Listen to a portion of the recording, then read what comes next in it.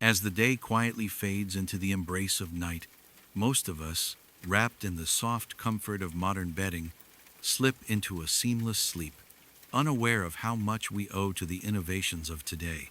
Electricity, memory foam mattresses, ambient lighting, and a myriad of sleep aids. These are the luxuries we take for granted. Yet, centuries ago, when the moonlit sky cast its pale glow over the cobblestone streets and the world hummed with the murmurs of a simpler time, sleep looked vastly different. Imagine a time long before smartphones, electric lights, or the soothing hum of white noise machines. Picture a world where the rhythm of life was governed by the rise and fall of the Sunday, the ancient clockwork of nature, untouched by artificial light, shaped everything from waking to working, from eating to, of course, sleeping. The people of medieval Europe, living in an age that often feels impossibly distant, had a far more complicated relationship with sleep than we could ever imagine. Today, most of us are accustomed to what we call sleep hygiene. This buzzword has crept into our modern lexicon, often accompanied by images of soft, quiet bedrooms, calming teas, and the idea of a perfect night's sleep. We are told that the secret to good health is a solid 7 to 8 hours of uninterrupted rest, with no waking in between. Sleep has become a science, almost an art form, obsessively monitored by wearables and apps that promise to optimize our slumber. Yet, in the medieval world, the very idea of a good night's sleep was quite different. Long before the advent of sleep studies and sleep-deprived productivity hacks, the people of medieval Europe approached the mysterious act of sleeping in a way that would surely perplex us. There was no such thing as simply going to bed. For them, sleep was not merely an uninterrupted, blissful escape into unconsciousness. It was something much more layered, nuanced, and surprisingly social. At the heart of this medieval sleep ritual was a practice known as segmented sleep, an intriguing and often bewildering pattern that most of us would find entirely foreign. It wasn't just about slipping into bed at night and waking up in the morning. Instead, it was a natural two-part sleep cycle, one that was deeply intertwined with the rhythms of life and the pulse of the natural world around them. The first sleep, followed by a period of wakefulness, and then the second sleep. This was the unspoken rule of rest for many in the medieval era. Imagine yourself in a small, dimly lit room, the flickering of a hearth casting long shadows on the stone walls. As the night falls, the world around you goes still, the only sounds being the crackle of the fire and the soft rustling of leaves outside. You crawl into bed, not with the expectation of falling immediately into a long, uninterrupted sleep, but with the knowledge that this first stretch of rest is only a prelude. After about 4 hours, you stir from your sleep, not due to any external disturbance, but simply because your body is accustomed to this rhythm. There's no panic, no urgency to fix this moment. Instead, you rise, perhaps to pray, to tend the fire, or to check on your livestock duties that, in a world governed by the natural cycles of dawn and dusk, felt as necessary as breathing. This midnight wakefulness was considered not a disturbance, but a natural part of the sleep cycle, a time of peace and clarity that allowed for moments of reflection, connection, or quiet tasks. In a world without the blinding glow of streetlights or the constant pull of digital notifications, this segmented sleep routine made sense. It was not a sign of restlessness or insomnia, but rather a reflection of a lifestyle attuned to the natural world's ebb and flow. The simplicity of medieval living meant that people were more connected to the cycles of the earth, their sleep often interrupted not by external noise, but by the inherent rhythms of their bodies. These fragmented moments of wakefulness between sleeps were viewed as an opportunity to reconnect with the self and the world, where intimacy, prayer, and reflection could all occur under the cover of night. While today, waking up in the middle of the night might be met with frustration, a sense of lost sleep, or a race to fall back into slumber, in medieval times, this was simply the expected order of things. It was practical, it was purposeful, and, in a way, it was even comforting. Imagine being able to rise from your bed in the stillness of the night, with the knowledge that this time was set aside for personal reflection, for quiet moments of connection, or even for tasks that couldn't wait until dawn. There was no rush, no need to check the time, no sense of urgency to hurry back to sleep. Modern science now suggests that this two-part sleep cycle may not be as strange as it seems.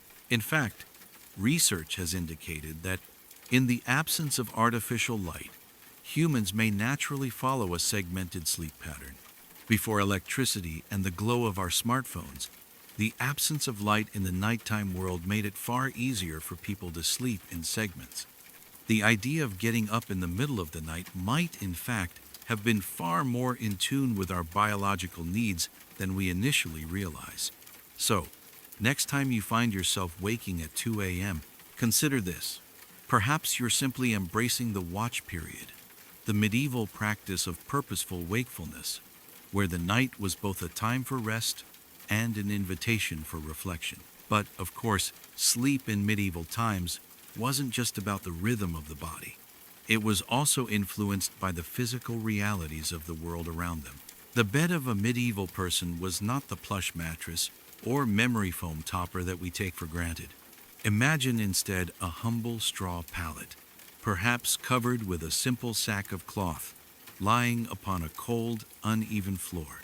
It wasn't a place of comfort, but a place of survival.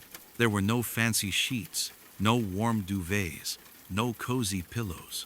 If you were fortunate, a wooden frame might elevate your straw mattress off the floor, but comfort was a luxury few could afford.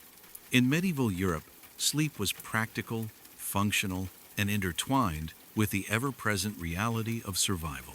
It was a time when the warmth of the fire, the body heat of fellow sleepers, or the presence of an animal in the bed might be just as important as the quality of the mattress. Sleeping together, whether with family or livestock, was about sharing warmth, conserving energy, and facing the cold together. So, let us step back from our modern world of quiet bedrooms and temperature-controlled rooms, and travel back to a time when sleep was not simply an escape, but a necessary part of the cycle of life. A time when the night held its own rhythm, and sleep was both a personal and communal affair. Medieval sleep practices, with their segmented rhythms and practical approach, might seem strange, but they offer a fascinating glimpse into a world where sleep was as much about survival and connection as it was about rest. And in that strange ancient world, sleep wasn't a fleeting, restless escape, but a part of the natural order, gentle, rhythmic, and in its own way, beautifully simple. And so, as you listen to the gentle cadence of this history, allow your own mind to drift softly into the distant past, where sleep was not only a need, but a gentle dance with the rhythms of the world. As the night gently envelops the world and the stars above twinkle like soft whispers in the sky, a quiet magic begins to take place. Picture yourself in the soft glow of a firelight, the sound of crackling embers filling the air, the scent of wood smoke curling through the room. The bed, simple and humble, perhaps a straw mattress or a pallet of rough cloth, is far from the fluffy comfort of modern-day bedding, but it serves its purpose in a world where sleep is less a luxury than a necessity. You, dear traveler, are nestled under a woolen blanket, your body tired from the day's work and the rhythm of life. Yet sleep comes to you not as an uninterrupted escape, but in fragments, a quiet yet purposeful rhythm that guides you through the night. This was the reality of medieval sleep, a rhythm that flows through time like an old, familiar melody. It's a rhythm so different from our modern approach, where we may anxiously strive for 8 hours of uninterrupted slumber, adjusting our thermostats and checking the time every few hours to make sure we're on track. In the medieval world, sleep was seen as a series of natural moments, woven into the fabric of daily life. with the first and second sleep making up the whole of the night. It was a world where interruptions were expected, even embraced, as part of the journey to rest. Let us pause for a moment and imagine what it might have been like to live in this peculiar, segmented sleep world. The night had fallen, and after a simple, hearty meal, the medieval townsfolk would retire to their beds, and the ritual of sleep would begin. The first sleep would take its course, as the weariness of the day gradually gave way to the calming embrace of rest. The hours that followed, typically around 4, would be a blissful escape from the day's toil. You might find yourself sinking deeper into this early rest, only to find your mind, like a cat with a mind of its own, gently nudging you awake a few hours later. And then poof, just like that, the calm night was interrupted, but it was not considered an inconvenience. In fact, it was rather normal, even comforting. Medieval people didn't wake up in the middle of the night with panic or frustration, as we often do today. The watch period between the two sleeps wasn't seen as a disruption of the body's natural rhythms, but rather an opportunity to engage with the world again, a brief yet welcomed moment of wakefulness. It wasn't insomnia. It wasn't something to be cured or fixed. It was, in its own way, a spiritual and practical part of the cycle of sleep. After the first sleep, people would wake up and engage in all manner of activities. Activities that, in today's world, might seem utterly absurd to consider during the middle of the night. This wasn't the type of wakefulness that we associate with tossing and turning or checking our phones in the dead of night. No, this was an active, engaged period, full of purpose. The medieval world did not operate on the sleep like a log mentality that we cling to today. They didn't dread the prospect of waking up in the middle of the night, and they certainly didn't feel the need to rush back to sleep immediately. Instead, people used this waking period for everything from prayer and reflection to more hands-on activities like checking the fire, making sure the livestock was safe, or simply sitting up in bed to chat with a family member or a neighbor. Picture yourself in this moment. It's quiet. The night stretched out before you. The fire has died down, but you know that the embers will give off enough heat to keep you warm if you tend to them. Maybe you rise from your bed, your feet meeting the cold floor, and you walk over to check the fire, coaxing it back to life with a few deft movements. Or perhaps you choose to spend this time quietly reflecting on the day's events, your mind wandering, your thoughts meandering through the past and the future. The world outside is still dark, but inside your humble home, this is the time to reconnect, to pray, to write, or even to indulge in a quiet conversation with a loved one. But these midnight interludes weren't just for quiet reflection. Oh no, they were often practical. A quick check on the animals, a glance outside to ensure the security of the household, or, yes, a moment of intimacy between partners. Medieval physicians and even marriage manuals suggested that this was the optimal time for such things, perhaps because the mind was clear, uncluttered by the demands of the waking world, and the body well rested. And if you were thinking that this midnight interlude sounds rather unromantic by today's standards, think again.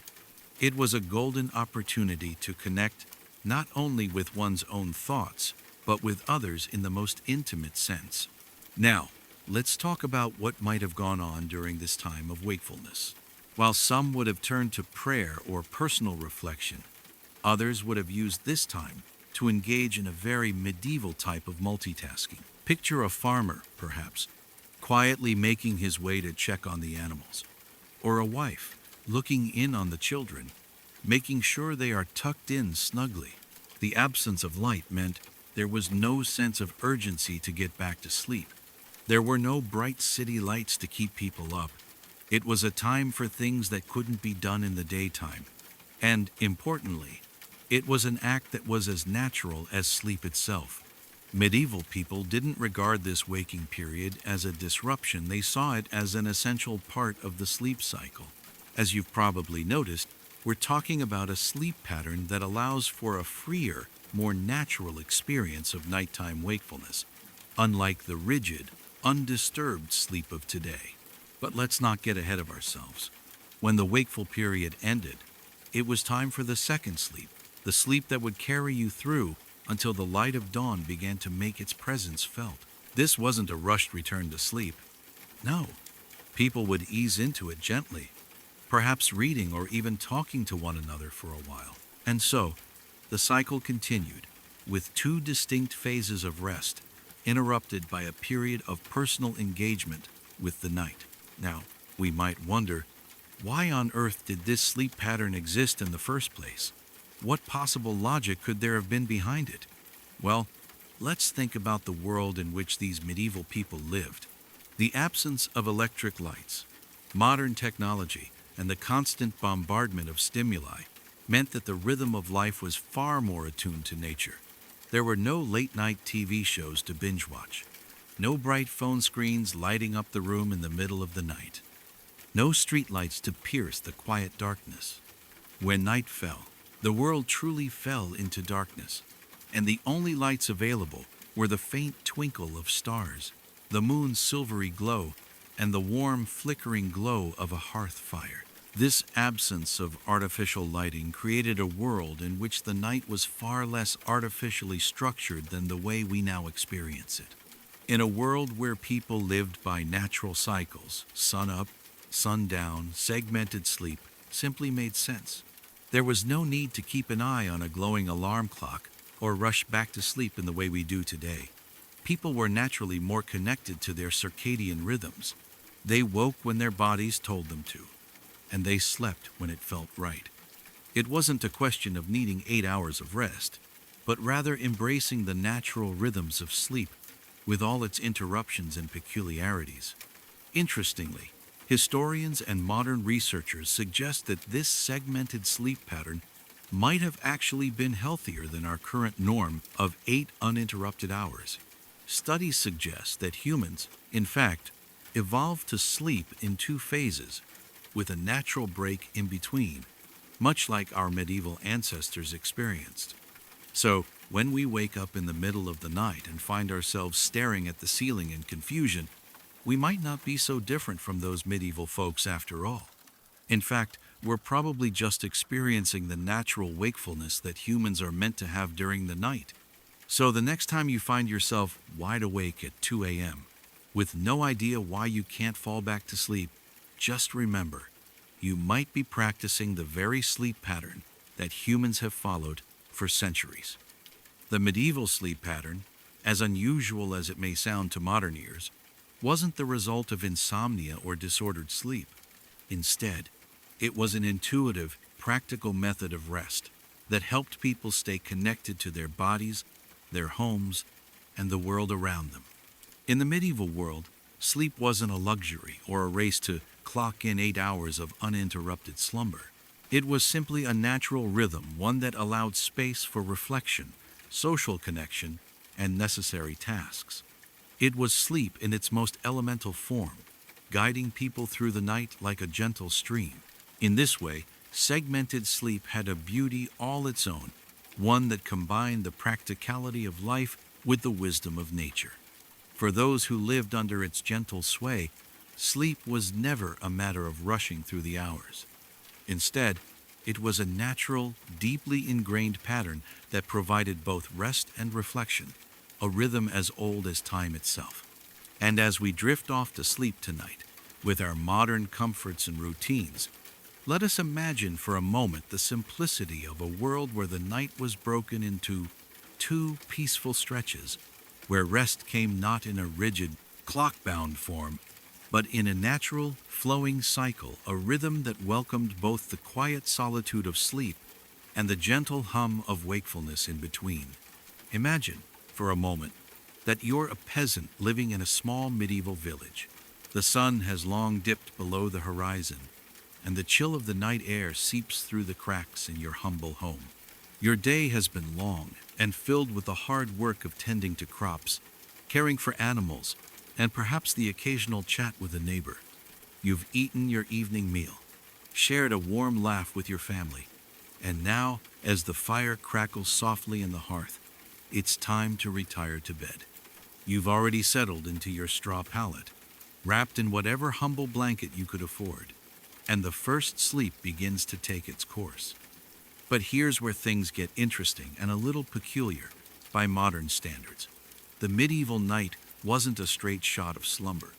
There was a natural rhythm, a gentle ebb and flow to the hours that most of us today would find strange. After a few hours of rest, somewhere between midnight and the early hours of the morning, you begin to stir.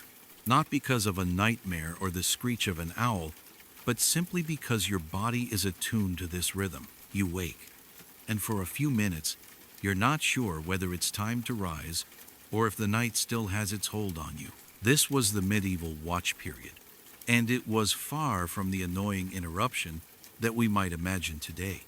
In fact, waking up in the middle of the night wasn't something to dread. It was just how the night worked. This interlude between the first sleep and the second was a time not for tossing and turning, but for gentle engagement with the world. It was the medieval version of an evening pause, a moment when the world itself seemed to breathe a little slower, and people embraced the calm stillness of the night. You didn't worry about missing your next REM cycle or about how your sleep stats would look in the morning. Instead, you rose and did things that needed doing, things that brought a sense of purpose to the otherwise empty hours. The first thing that likely comes to mind when we think of waking up in the middle of the night is a frantic check of the clock. Oh no, I've woken up too early, we think, reaching for the light and our phones to see if we're on track for a good night's sleep. But for medieval people, this wakefulness was far from disruptive. It was a period of productive reflection, a time when the world seemed quieter, and their bodies were more attuned to the natural rhythms around them. The medieval watch wasn't something to be feared, it was an invitation. Let's explore what medieval people would typically do during this brief, magical interlude. First, let's address the most immediate need: tending the fire. In a world without central heating or electric lights, the hearth was the heart of the home. It provided warmth, light, and a place for family members to gather. So, waking up in the middle of the night wasn't just about rolling over and trying to go back to sleep, it was about making sure the fire didn't die out. Perhaps you rise from your pallet, your feet brushing against the cool floorboards, and shuffle over to the hearth. You stir the embers, adding a few more logs to ensure that the fire stays strong through the night. For those living on farms, this was the perfect time to check the livestock.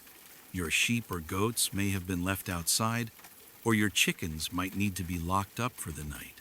You couldn't afford to leave the welfare of your animals to chance. If you lived in a rural area, the risk of predators or thieves was ever present. So, after the first sleep, it was normal to wake and check on the animals to make sure everything was in order. A little wandering around the yard, perhaps checking the barn doors, making sure the cow was settled in the stall, this was just part of the routine. You might also engage in prayers or spiritual reflection. Medieval people were deeply religious, and much of their lives revolved around the rhythms of prayer. A short prayer at night, perhaps the well-known "Now I lay me down to sleep," was common. But many also took the opportunity during the watch period to reflect more deeply, perhaps reading scripture or silently contemplating their faith. This wasn't an anxious, frenzied kind of wakefulness. It was a time for quiet, calm reflection, with a spiritual purpose, an interlude of connection between the self and the divine. The medieval night, then, was not simply about sleep, it was also about being, and taking the time to pause and listen to the quiet of the world around you. In this same vein, there was the very real and very practical activity of checking the household security. Medieval homes, often dark and made of wood or stone, were prone to drafts, and at times even fire hazards. If you lived in a small village, the watch period could also serve as an informal time to check on your neighbors. Perhaps you could hear the creaking of another house, the sounds of activity beyond your walls, You might take this opportunity to visit a neighboring family to ensure that they were doing well, or even just to chat for a moment. This was the social side of the watch period, when the world outside your home seemed still and quiet, and it was just as easy to engage with a neighbor for a brief, intimate conversation as it was to focus inwardly on your own thoughts. But, and here's where it gets interesting, this waking time, this watch period, also served a very surprising purpose. Medieval people, in their relaxed, peaceful wakefulness, were incredibly attuned to one another. This time between the first and second sleep was, as strange as it may sound, an ideal moment for intimacy. The medieval world didn't have the concept of Netflix and chill or date nights. Intimacy wasn't relegated to a certain time of day or a schedule. Instead, it was tied to the rhythm of life, and that included waking up in the middle of the night. It's quite charming, really, when you think about it. Imagine a medieval couple, both having risen in the night, perhaps finding themselves more physically attuned in this peaceful moment of wakefulness. After hours of hard labor, a good rest, and the quiet stillness of the night, people may have been more relaxed, more in tune with one another, and less likely to be distracted by the pressures of the day. In this brief, sacred interlude, there was space for connection, not just for conversation or prayer, but for shared physical closeness, for intimacy that didn't rush or have to adhere to the expectations of daylight hours. A quick look at medieval marriage manuals from this time offers an interesting tidbit. They suggested that the watch period, this time of midnight wakefulness, was the perfect time for couples to engage with one another. You see, after a few hours of sleep, the body is well rested, the mind still relatively calm and undistracted. In fact, some medieval physicians believed that this was the optimal time for sexual intimacy, perhaps because the body was more relaxed, or perhaps because people were simply more connected to their physicality in that quiet time. The watch period, it seems, wasn't only about getting things done, it was a quiet window in which physical connection was not just possible, but ideal. This leads to the next point. In the medieval world, sleep and intimacy were not separate domains as they are today. In our world, sleep is often viewed as sacred, a time for rest, recovery, and personal space. Intimacy, in many modern cultures, is tied to specific times or expectations. But in the medieval world, the boundaries were far more fluid. The night was a place where people connected both spiritually and physically, and the watch period, far from being a jarring disruption, was simply another opportunity for connection. So, as you lay there in the stillness of the night, the fire now crackling gently, the smell of the hearth in the air, your body and mind are not pushing against this natural waking. Instead, you are in tune with it. You might rise, perhaps join a neighbor, tend to the fire, or quietly reflect on the day. And in that moment, intimacy might just find its way into your home, not as an intrusion, but as a simple, natural extension of the deep connection between two people who share not just a bed, but a life. The watch period, in its simplicity, was not a moment of disruption, but a moment of quiet engagement, both with the world around you and with the person beside you. And while modern life may leave us yearning for that perfect 8 hours of uninterrupted sleep, perhaps we can learn from the medieval world. In their rhythm of rest, they didn't simply sleep. They lived through the night with purpose, connection, and dare we say it, a little bit of magic, woven into every waking moment. So, the next time you wake in the night, whether from a simple stir or a more pressing need, remember, you're not alone. You're following in the footsteps of those medieval souls who woke with purpose, warmth, and a quiet sense of peace, ready to greet whatever the night brought. Now, as we continue to drift through the winding passage of time, back into the heart of the medieval world, imagine yourself, once again, settled into the quiet, flickering warmth of your home.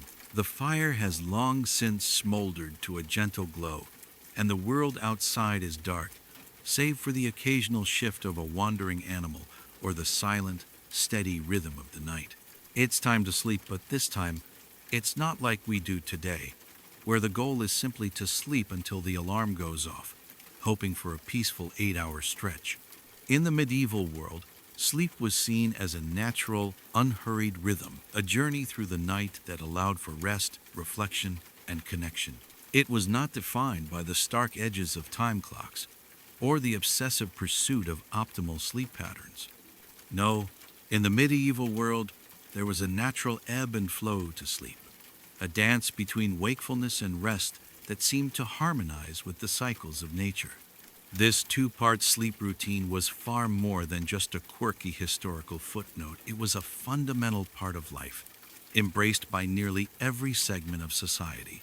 Whether you were a farmer, toiling from dawn to dusk, a monk bound to strict religious rituals, or even a literary figure lost in the pages of history, segmented sleep was not merely common, it was essential. The day and night were inseparable from the rhythm of life, and sleep was an extension of this natural order. It wasn't just about resting, it was about participating in the ongoing cycle of life, where every aspect of the day, including rest, had its place.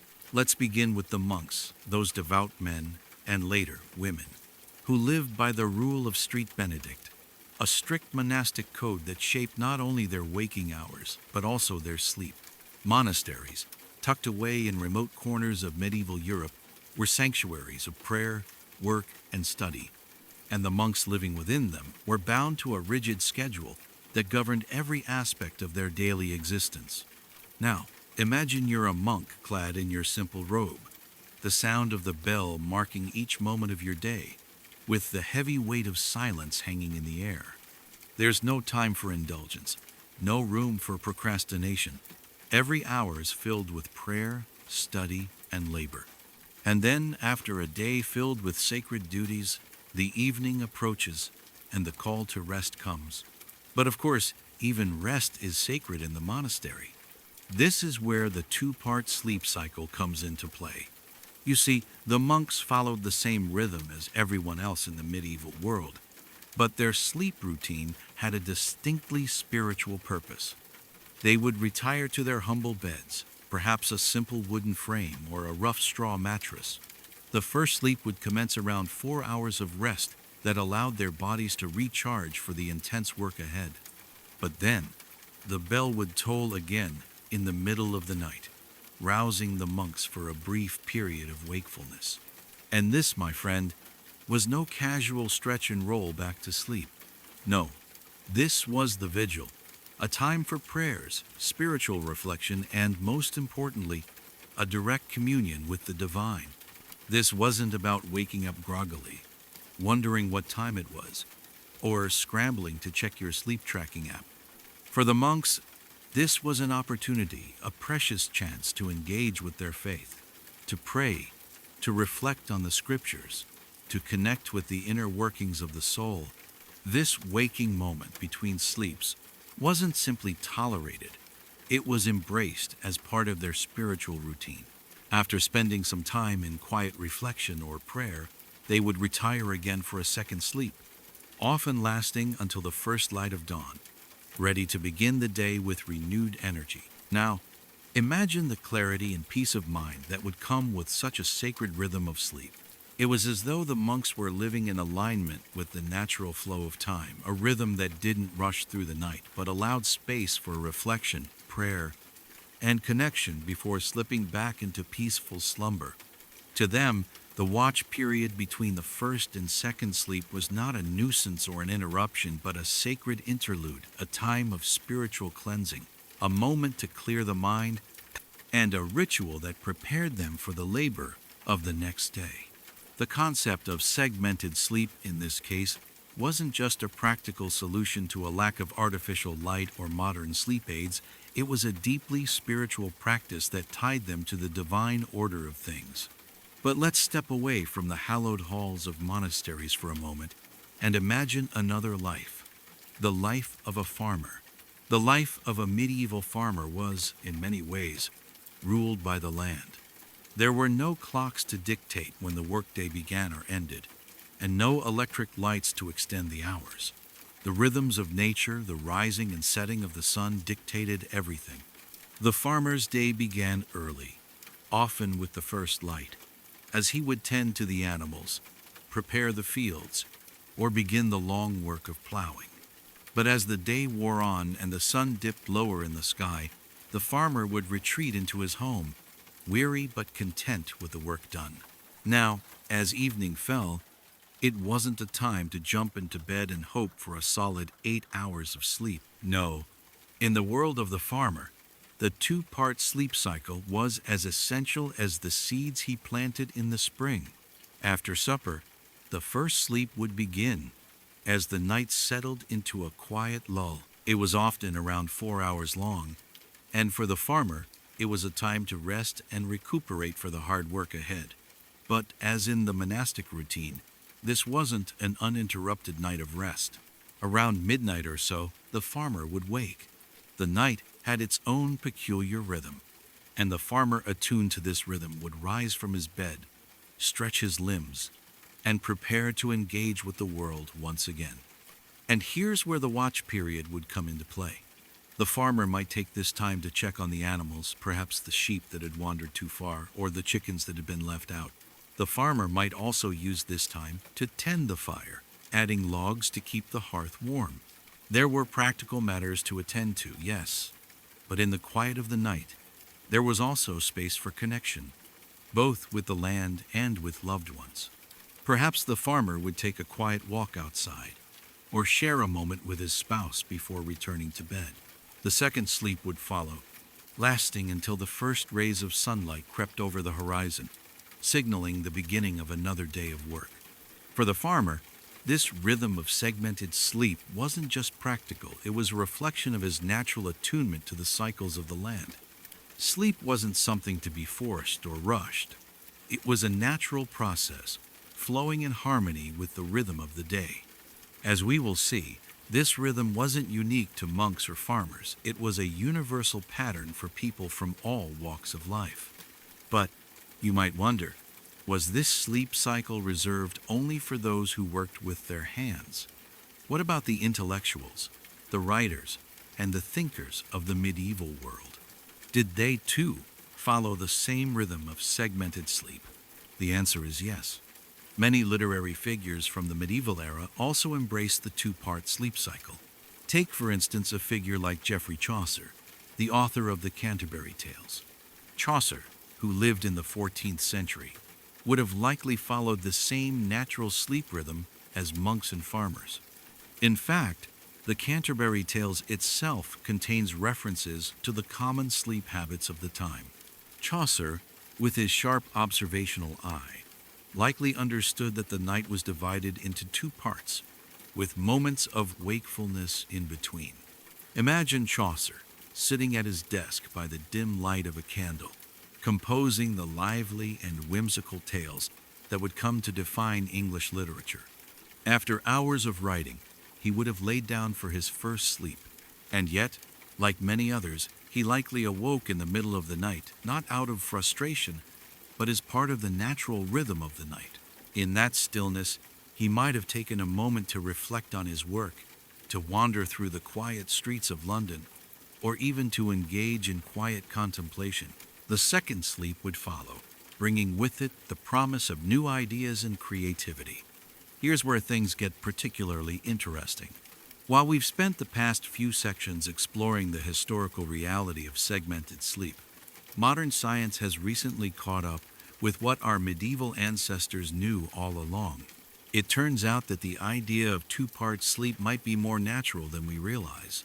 In fact, modern sleep studies suggest that humans are biologically predisposed to follow a segmented sleep pattern, particularly in the absence of artificial light. This natural rhythm is tied to our body's circadian rhythms, which are controlled by the natural light and dark cycles of the day. When the sun sets, our bodies naturally begin to wind down, and as night deepens, we enter our first phase of sleep. But instead of remaining asleep for 8 uninterrupted hours, our bodies are actually inclined to wake for a brief period in the middle of the night. This aligns perfectly with the medieval practice of waking after a few hours of sleep. In fact, some researchers suggest that the segmented sleep cycle might be the body's way of syncing with the natural rhythms of the environment. In a world of constant artificial light, where the night is never truly dark and the hum of technology is always within reach, we've lost touch with these natural cycles. Modern sleep routines often force us to conform to the demands of the clock, disregarding the body's natural need for segmented rest. But by rediscovering the rhythm of segmented sleep, we might find ourselves returning to a more natural state of rest, a state that is aligned with our bodies and the world around us. So, the next time you find yourself waking up in the middle of the night, rather than reaching for your phone, checking the time, and stressing about your sleep quality, consider this.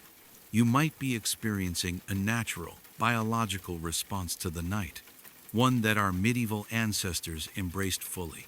Just as monks, farmers, and literary figures alike followed the two-part sleep routine, perhaps we too should learn to honor the body's natural rhythms and embrace the peaceful interlude between sleep phases. In the end, the ideal sleep routine of the medieval world wasn't just a historical quirk, it was a way of living, a rhythm that connected people to the natural world, to each other, and to themselves. The two-part sleep cycle wasn't just for monks in monasteries or farmers in fields. It was a universal practice that, perhaps, we can all learn to embrace once more. And who knows, maybe a little quiet wakefulness in the night is exactly what we need to restore balance, creativity, and restfulness to our modern lives. As the moon's pale glow slowly faded behind the creeping gray of dawn, something monumental began to shift in the world of sleep. Imagine, for a moment, that we're standing on the cusp of the 19th century. The world around you is changing, not in small, quiet ways, but in grand industrial upheavals. The air is thick with the hum of new machinery, the smell of coal and iron, and the clatter of factory floors where workers are laboring long into the night.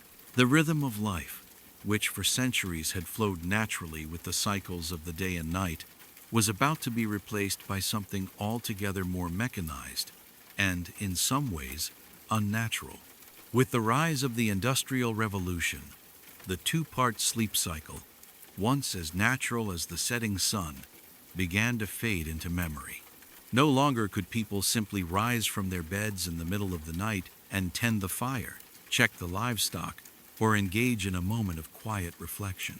Instead, sleep became a much more rigid, mechanical process, aligned not with the natural cycles of the earth, but with the demands of industry. Gone were the days of waking in the night to reflect, pray, or share quiet moments with loved ones. In their place came the pressure to conform to an uninterrupted sleep cycle, one that would allow workers to rise at the crack of dawn and meet the needs of the factory machines.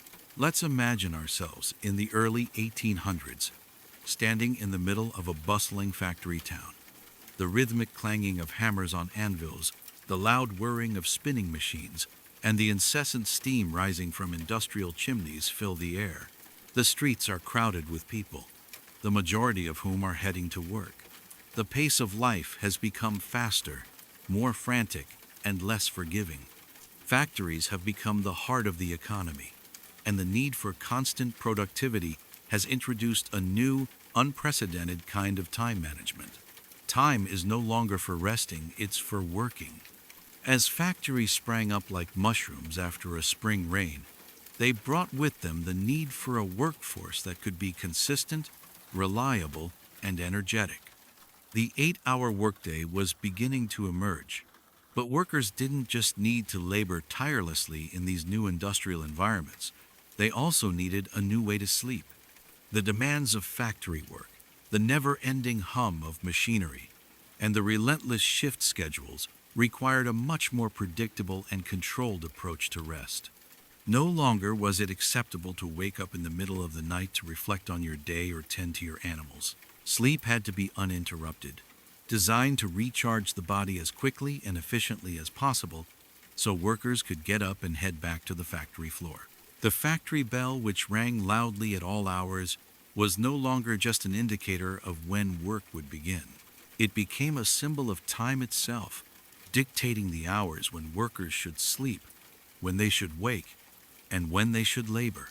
The mechanized rhythm of the factory was in direct contrast to the organic ebb and flow of the segmented sleep cycle that medieval people had once embraced. The days of natural rhythms were becoming a thing of the past. In the world of factory work, sleep was transformed from a natural part of life into something that was measured, something that could be standardized, just like the machines that workers operated.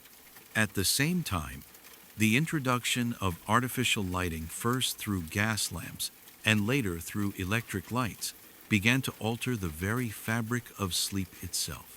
No longer did the night offer the soft embrace of darkness that encouraged rest and reflection.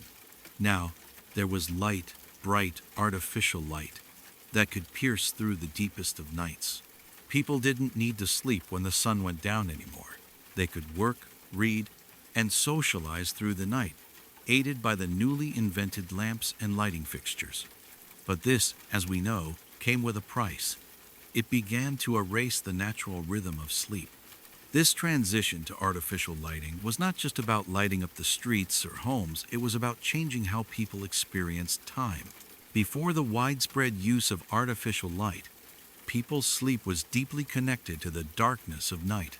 But now, with light available at any hour, the boundaries between day and night started to blur. The watch period, which medieval people had used for prayer, reflection, or even tending to the hearth, slowly began to disappear. There was no longer any need to wake up in the middle of the night, because the world outside was no longer truly dark. The artificial light became a replacement for the quiet, introspective moments that once filled the night hours. Now, the night was divided into two very distinct periods: the working day and the sleeping hours.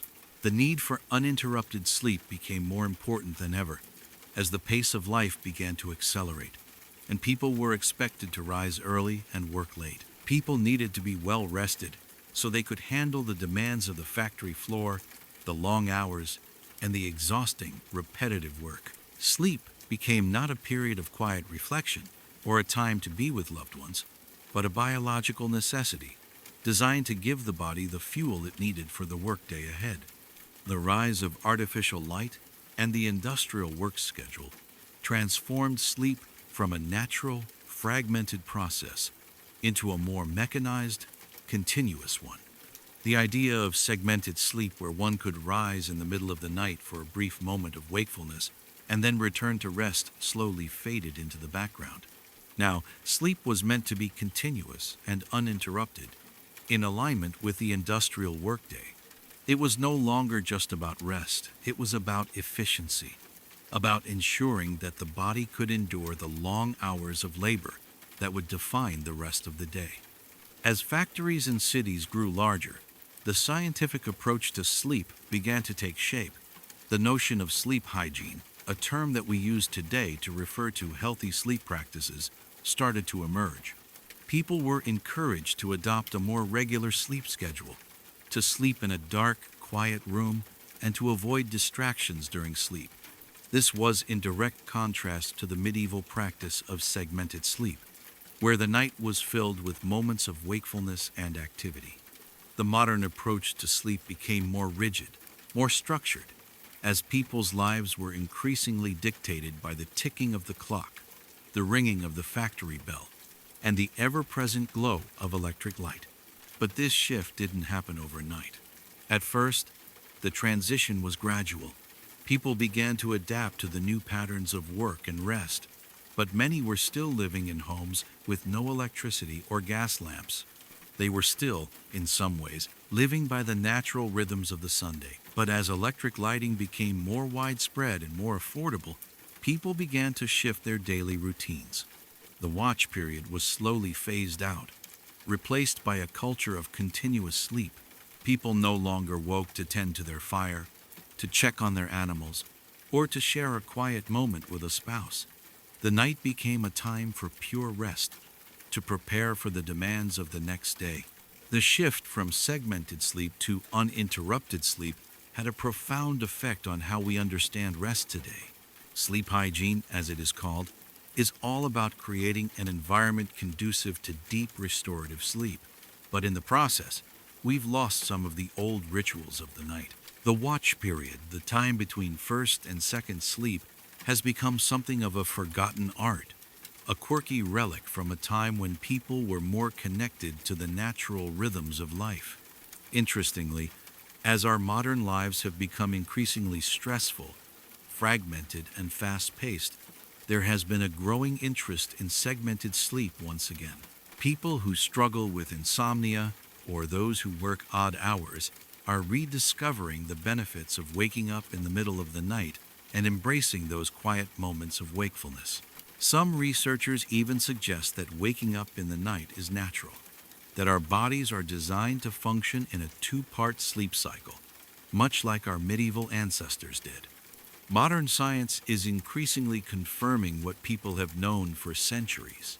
Segmented sleep might actually be better for us than the rigid, uninterrupted sleep patterns we've come to rely on. In the same way that medieval people adapted their sleep rhythms to their natural environment, perhaps we, too, should consider adjusting our sleep habits to align more closely with the natural patterns of the body.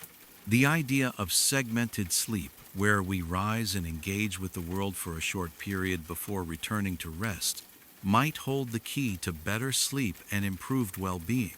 In this way, the transition to modern sleep routines, though once seen as an improvement, may have caused us to lose something important. But now, as we look back at the rhythms of our ancestors, we may find ourselves yearning to rediscover a more natural, more attuned approach to sleep, a rhythm where the night is both restful and meaningful. In the end, the rise of the Industrial Revolution and artificial lighting may have shifted the course of sleep forever, but perhaps the time has come to reclaim the quiet, reflective moments of the night, and in doing so, find a balance between modern convenience and ancient rhythms. Let's step back into the medieval world once more, shall we? Imagine it's a cold evening. The fire has long since died down to a faint glow, and the soft murmur of nighttime sounds fills the air. The moon casts pale beams through the cracks in the stone walls of your humble home. It's time to sleep. But here's the catch. Your bed, well, calling it a bed, might be a bit of a stretch. There's no plush pillow-top mattress or cozy comforter here. In fact, your idea of a good night's sleep might seem downright alien to the modern person.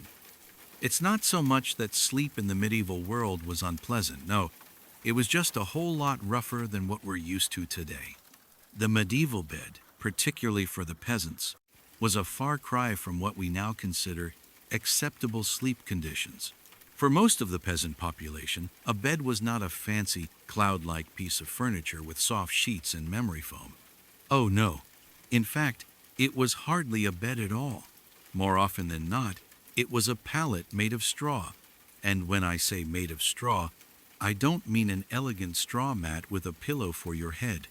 No, these mattresses, if you could even call them that, were little more than piles of straw or hay, stuffed hastily into a coarse, rough fabric sack and laid directly on the floor.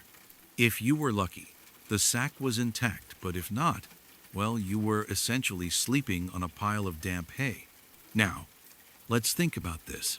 Imagine lying down after a long, exhausting day of work in the fields, and instead of sinking into a soft, supportive mattress, you drop down onto a prickly pile of hay or straw. The hay might be damp from the dew, or worse, from the animals' wandering hooves, which were never far from your home.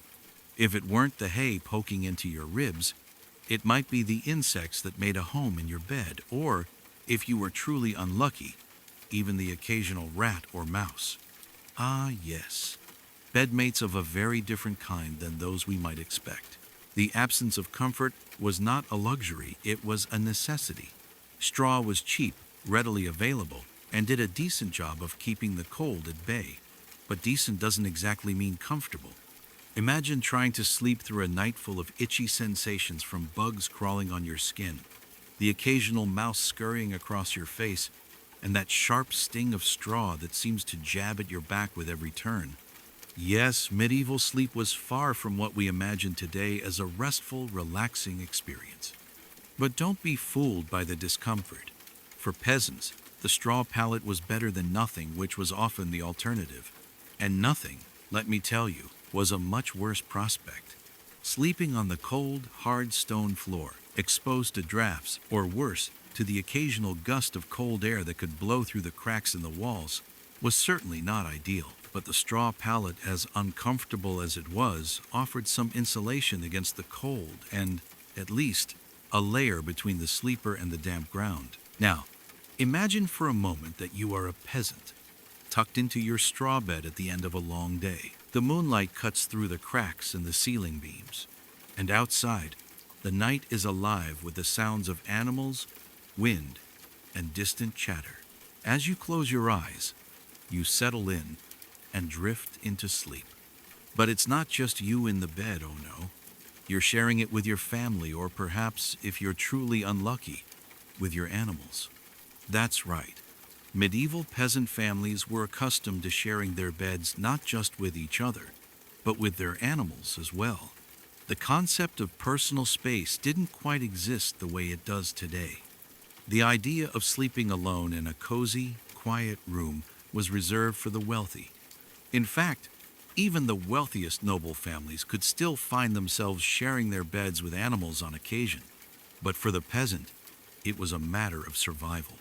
Animals were critical to your livelihood and well-being. Your goat, pig, or chicken was as much a part of your family as anyone else. And you couldn't very well leave them outside, exposed to predators or the elements.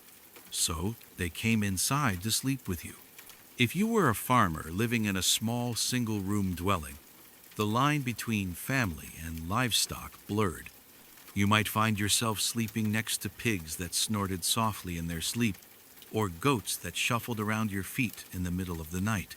It was like an endless, uninvited sleepover, but instead of your siblings or cousins in bed with you, it was the family dog, the chickens, or the cow that wandered in and out.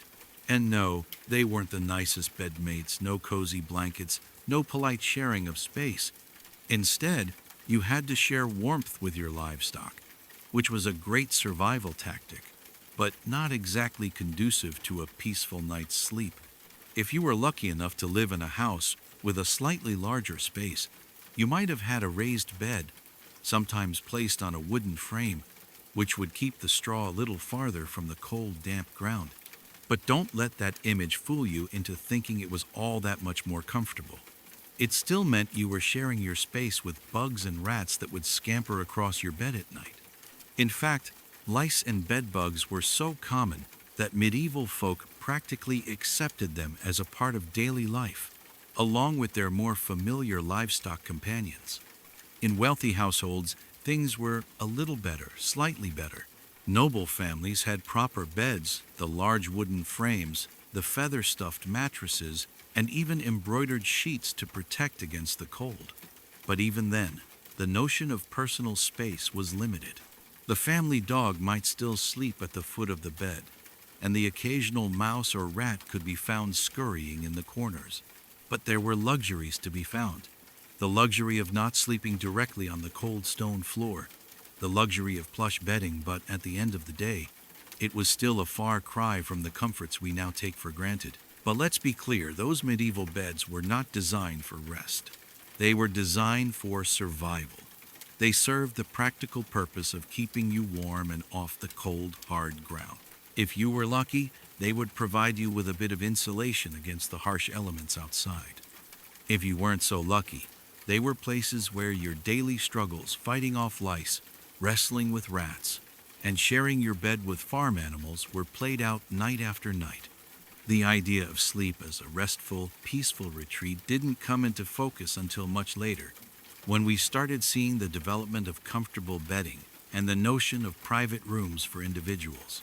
In medieval times, sleep was about practicality. It was about survival. It was about staying warm. and it was about getting enough rest to face another long day of hard work. Luxury was a distant concept. Comfort was not even in the vocabulary.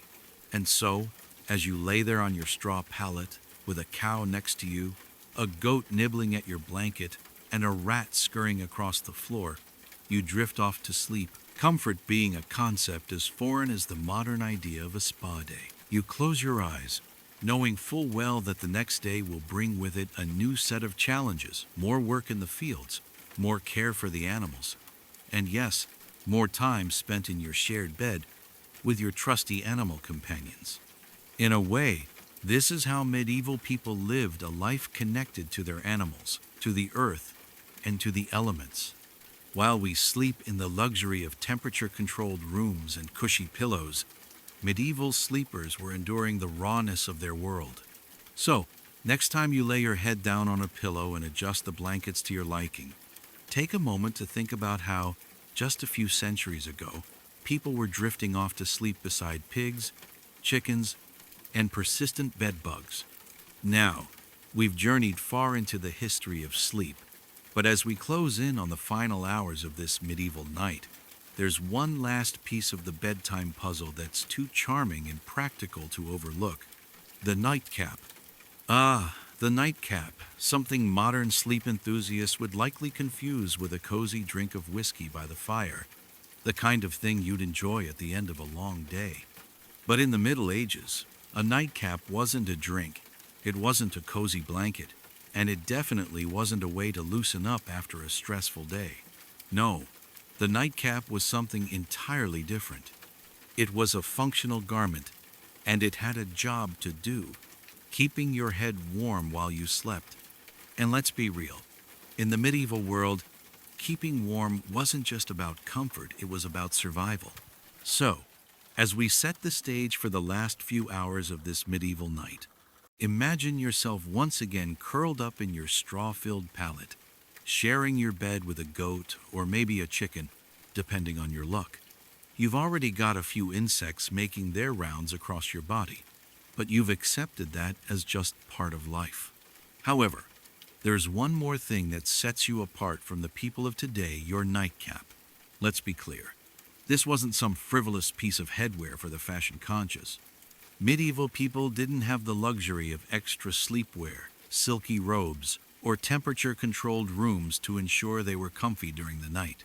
No, they had a simple task at hand: survive the night in a world without central heating, with stone walls that absorbed cold like a sponge, and roofs made of thatch that let in more drafts than a poorly sealed window. If you were lucky, you had a warm fire crackling in the hearth. If not, well, good luck. Now, in the middle of all this, imagine what it would have been like for someone sleeping through those icy medieval nights. The cold was an ever-present companion, especially in the higher latitudes where winter could be brutal. Even in the south, without any real form of insulation, houses were drafty and chilly. The nightcap wasn't just a quirky medieval accessory. It was essential. Without it, your head and especially vulnerable part of your body would be left exposed to the elements. And as we know, when it comes to warmth, you lose heat the fastest through your head. So, what's the solution for keeping your brain warm while you're desperately trying to fall asleep on your lumpy straw pallet? Well, the nightcap, of course. These caps weren't just any hats. They were usually made from wool, linen, or any fabric that was reasonably warm and affordable, and they ranged from long and pointed, think of a pointy wizard hat, but less whimsical, to more rounded or simple designs. They were worn snugly around the head, designed to trap as much warmth as possible and keep your scalp from getting frostbite in the middle of the night. Imagine, if you will, a man in his simple woolen nightcap, looking slightly like a chimney sweep on his way to bed, but without the soot and a lot more intent on keeping his head from freezing off. But let's not forget that the nightcap was not just about warmth. Oh no, there was also an element of social decorum attached to this humble garment. After all, the Middle Ages were not exactly a time of relaxation when it came to modesty and behavior. The rules for what you wore, when you wore it, and how you wore it were often governed by social expectations, and the nightcap played its part in all of this. In particular, for women, the nightcap served as a way to maintain their modesty, something that was not only expected of them during waking hours, but continued into their sleeping hours as well. In the medieval period, modesty was not just about covering up your body, it was about your social status and moral character. Women, in particular, were expected to cover their heads at all times, whether they were in public, at home, or even while asleep. The nightcap wasn't merely a practical item to keep warm, it was a symbol of virtue, a subtle way of signaling that, yes, you were still adhering to the strict social codes that governed your behavior. In fact, in some areas, married women were even required to cover their heads while sleeping, regardless of the fact that they were in the privacy of their own homes. This wasn't just a medieval fashion choice, it was a rule, a reflection of decency. Now, imagine a medieval woman getting ready for bed after a long day of household chores, tending to the animals, maybe even attending a bit of quiet prayer before drifting off to sleep. Before she can settle in, she must first put on her nightcap. This wasn't just a practical matter. It was about maintaining her social appearance. Women of high status, especially those from noble families, might have more ornate nightcaps, some even embroidered or decorated with colors or embellishments that reflected their wealth. For the lower classes, however, nightcaps were simpler, basic woolen or linen caps that didn't scream luxury, but were certainly functional. The nightcap also doubled as a head wrap, a piece of fabric that kept a woman's hair covered because, let's face it, no one wanted to see a woman's hair down unless she was at home, probably engaged in some kind of private activity. And here's where the humor comes in. In a world without hairbrushes, hairpins, or modern beauty treatments, the medieval nightcap also served a practical purpose in covering up what could only be described as untamed and sometimes wild hair. After all, after a long day in a rustic home filled with smoke from the hearth, hay dust, and the occasional visit from a farm animal, the last thing you'd want to do was unveil your hair for anyone, even your spouse. It wasn't just women who donned these head coverings.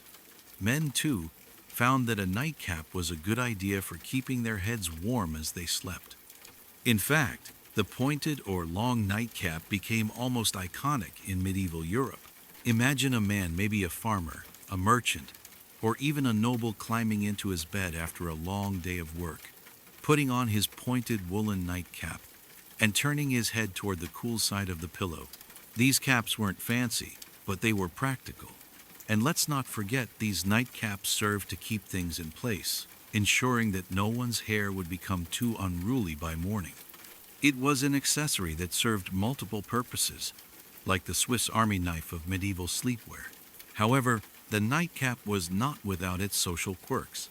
As we mentioned earlier, it was often a symbol of marital status.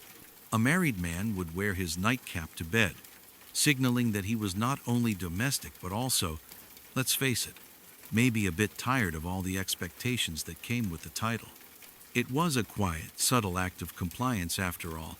If your wife was wearing her nightcap, you had better keep yours on too, or risk raising eyebrows.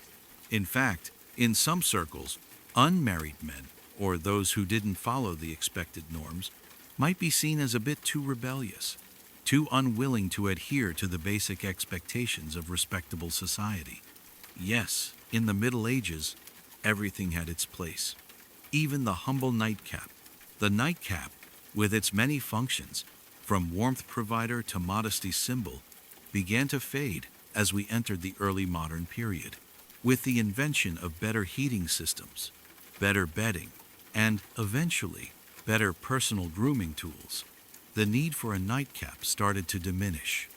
By the time the Victorian era rolled around, head coverings became more about fancy fashion than practical warmth, though you still see traces of the nightcap in various forms of old-fashioned nightwear. And while nightcaps are mostly forgotten today, With the modern convenience of central heating and fluffy comforters, there's still something about the humble medieval nightcap that brings a little charm back to our current idea of sleep. After all, it wasn't just about practicality, there was something comforting in the ritual of pulling on a soft woolen cap at the end of a long day. It was a moment of quiet reflection before the day's work was done. In many ways, these tiny, seemingly insignificant caps remind us of a time when comfort was more about surviving the night and less about luxury. They remind us that sometimes it's the simplest things like a warm cap on a cold night that can bring a little bit of warmth, both literally and figuratively. So, the next time you climb into bed, with your pillow fluffed just so and your comforter perfectly arranged, take a moment to imagine yourself in a medieval house, wearing your nightcap, snug and warm under the flickering candlelight, ready for sleep. And remember, your ancestors had a way of making the practical look both charming and necessary, and all without the luxury of a modern mattress or central heating. A nightcap, after all, wasn't just a cap. It was a little piece of medieval wisdom. Picture it now. It's another chilly medieval night, and the warmth from the hearth is starting to fade, the fire crackling lower as the evening deepens. You're snug beneath your layers of woolen blankets, the straw mattress creaking softly as you settle into your humble bed, trying to ignore the persistent itch of hay underneath you. You're tired, your body sore from a long day of work in the fields, but you know rest is just around the corner. Yet, as you nestle into the straw, the comfort of a warm bed isn't just coming from the blankets or the fire. No, it's coming from something a little more lively. Yes, beneath your very feet is the comforting presence of your pigs snuggled into the hay with you, their soft snorts and occasional grunts adding to the nighttime symphony of medieval life. Now, if you're reading this and thinking, that sounds a little strange, I can assure you you're not alone in this thought. But in the medieval world, sleeping with animals wasn't considered odd. In fact, it was more of a necessity than a quirk. You see, in an age where central heating was still a pipe dream, warmth wasn't something you could take for granted. You didn't have electric heaters, down-filled duvets, or space heaters. No, if you wanted warmth at night in your drafty stone-walled hut, you had to find it where you could, often by sharing your living space with livestock. This practice of sleeping with animals, particularly in the colder months, wasn't some quaint oddity. It was a pragmatic solution to a very real problem. People, particularly the poorer classes, had very little in terms of physical comfort. And when it came to staying warm, you made do with what you had. And if what you had were pigs, goats, cows, or even chickens, well, then they were your new bedmates. Let's step into the shoes, or, in this case, the woolen stockings of a medieval peasant. Imagine a small, humble home, made of stone, with a thatched roof, probably built for functionality rather than comfort. You've got your family, a fireplace, and a modest meal for the evening. The wind howls outside, but it's warm inside. And why, you ask? Because of the livestock gathered together in your living space. It's not because of modern-day luxuries like electric blankets. It's because the pigs, goats, and cows are providing the necessary warmth to keep the chill away. You might not have a perfectly sealed room, but you've got a comfy corner in your house where you can sleep with your family, and your family includes the animals who are nestled comfortably in the straw with you. The pigs who, by the way, are surprisingly warm, despite their usual reputation for being less than appealing, provide a layer of heat that would rival any modern space heater. The cows might snuggle up in the corner, offering a little extra warmth, their large bodies providing insulation against the biting night air. And it wasn't just for warmth either. Medieval homes were often one-room dwellings, so everything from cooking to sleeping to working happened in the same space. It was a way of maximizing your living area. And if you were a farmer, your animals weren't just for food or work, they were also your cohabitants in the harsh winter months. The cold was a formidable enemy in these stone and thatch homes, so being able to curl up alongside your livestock was a strategic move, a way to conserve body heat and ensure a good night's rest without the risk of freezing. The arrangement may have sounded unusual by today's standards, but in a world without modern comforts, survival was the priority. Livestock, after all, are warm-blooded creatures, and their body heat could help take the edge off of the chill. It was like sleeping in a living, breathing blanket, but one that could also occasionally let out a snort or a moo in the middle of the night, just to remind you of its presence. And of course, animals like chickens and ducks were often roosting in the rafters, their warm little bodies a bonus when it came to keeping the temperature inside manageable. Medieval people weren't ignorant of the advantages of their living heaters, they had it figured out.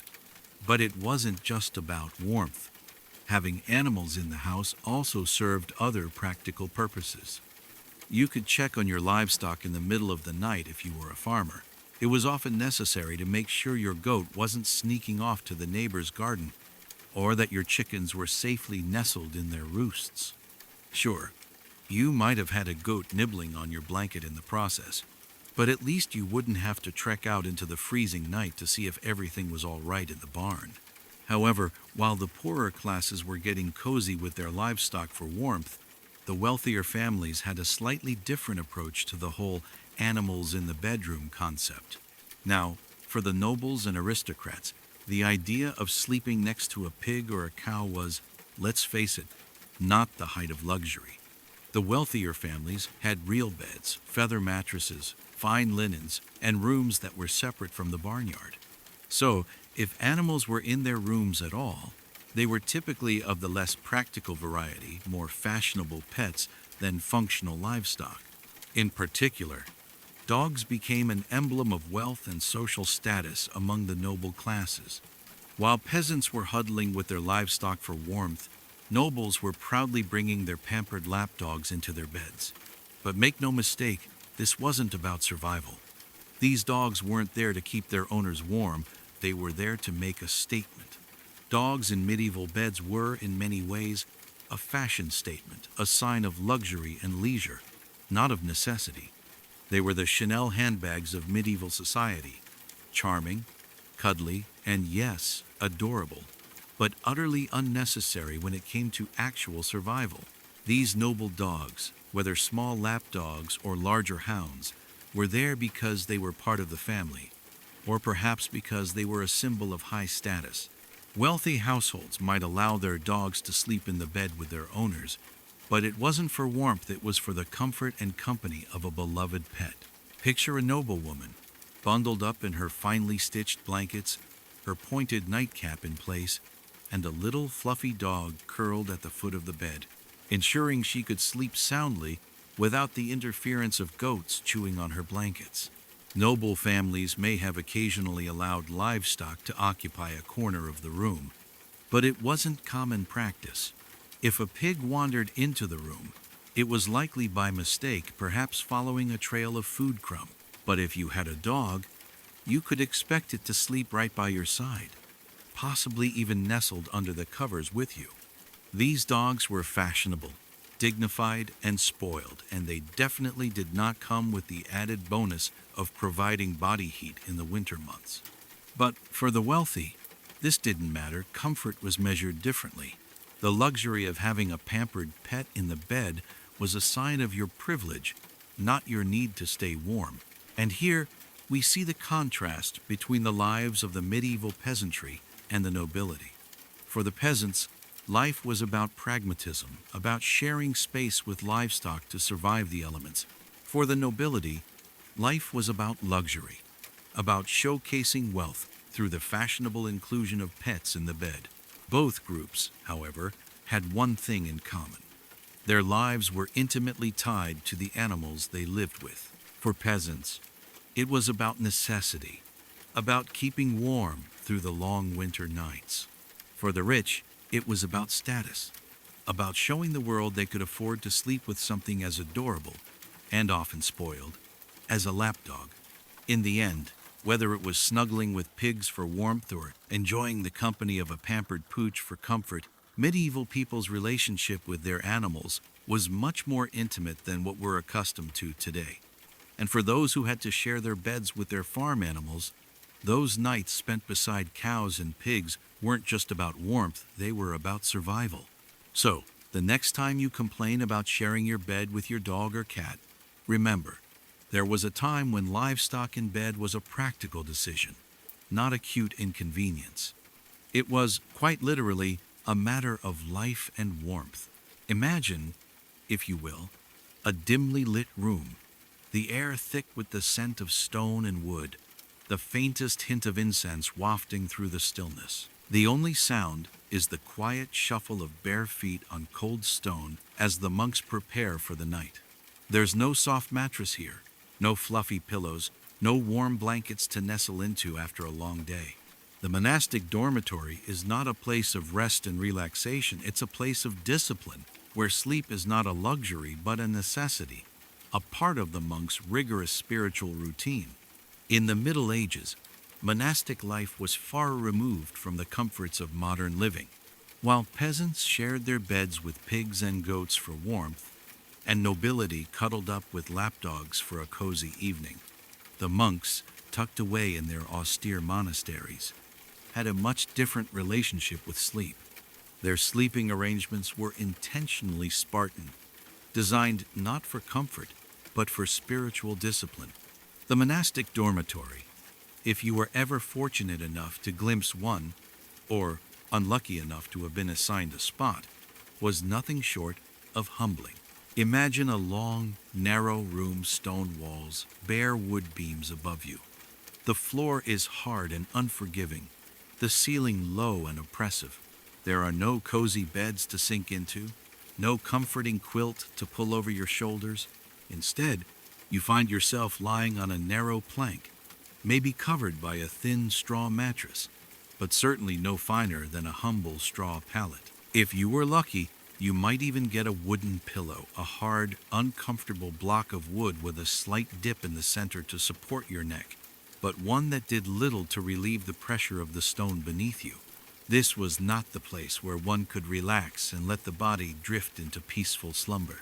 There was no room for personal comfort here.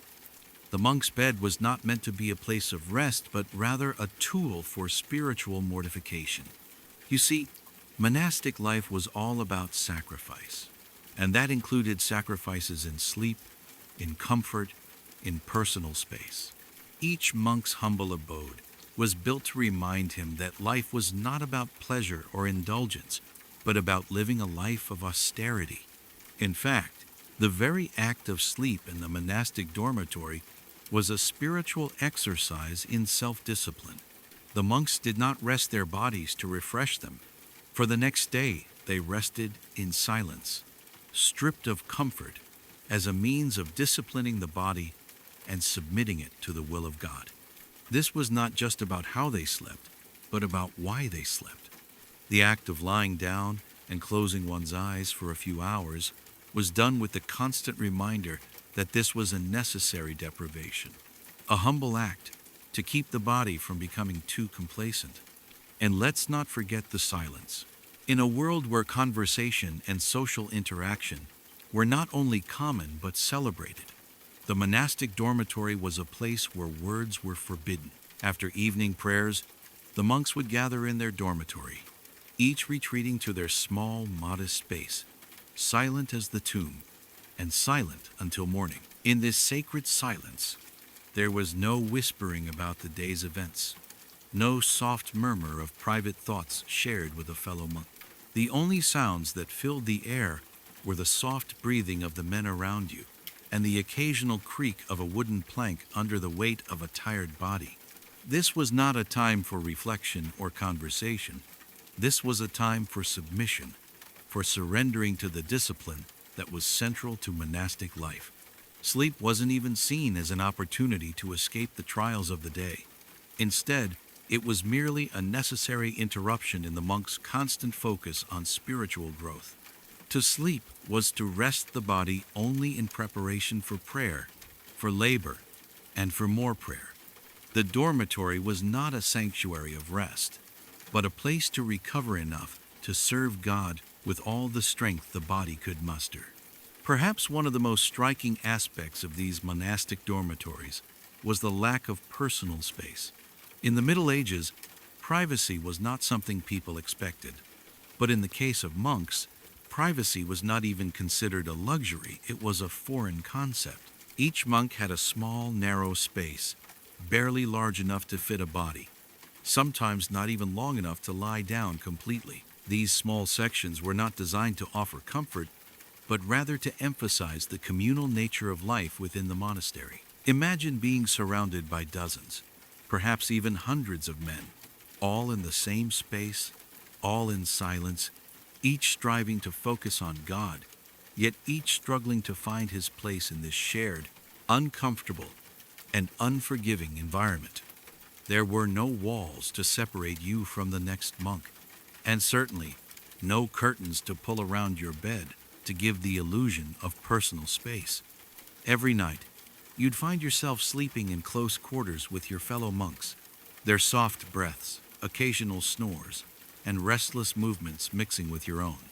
But despite the discomfort, there was little room for complaints.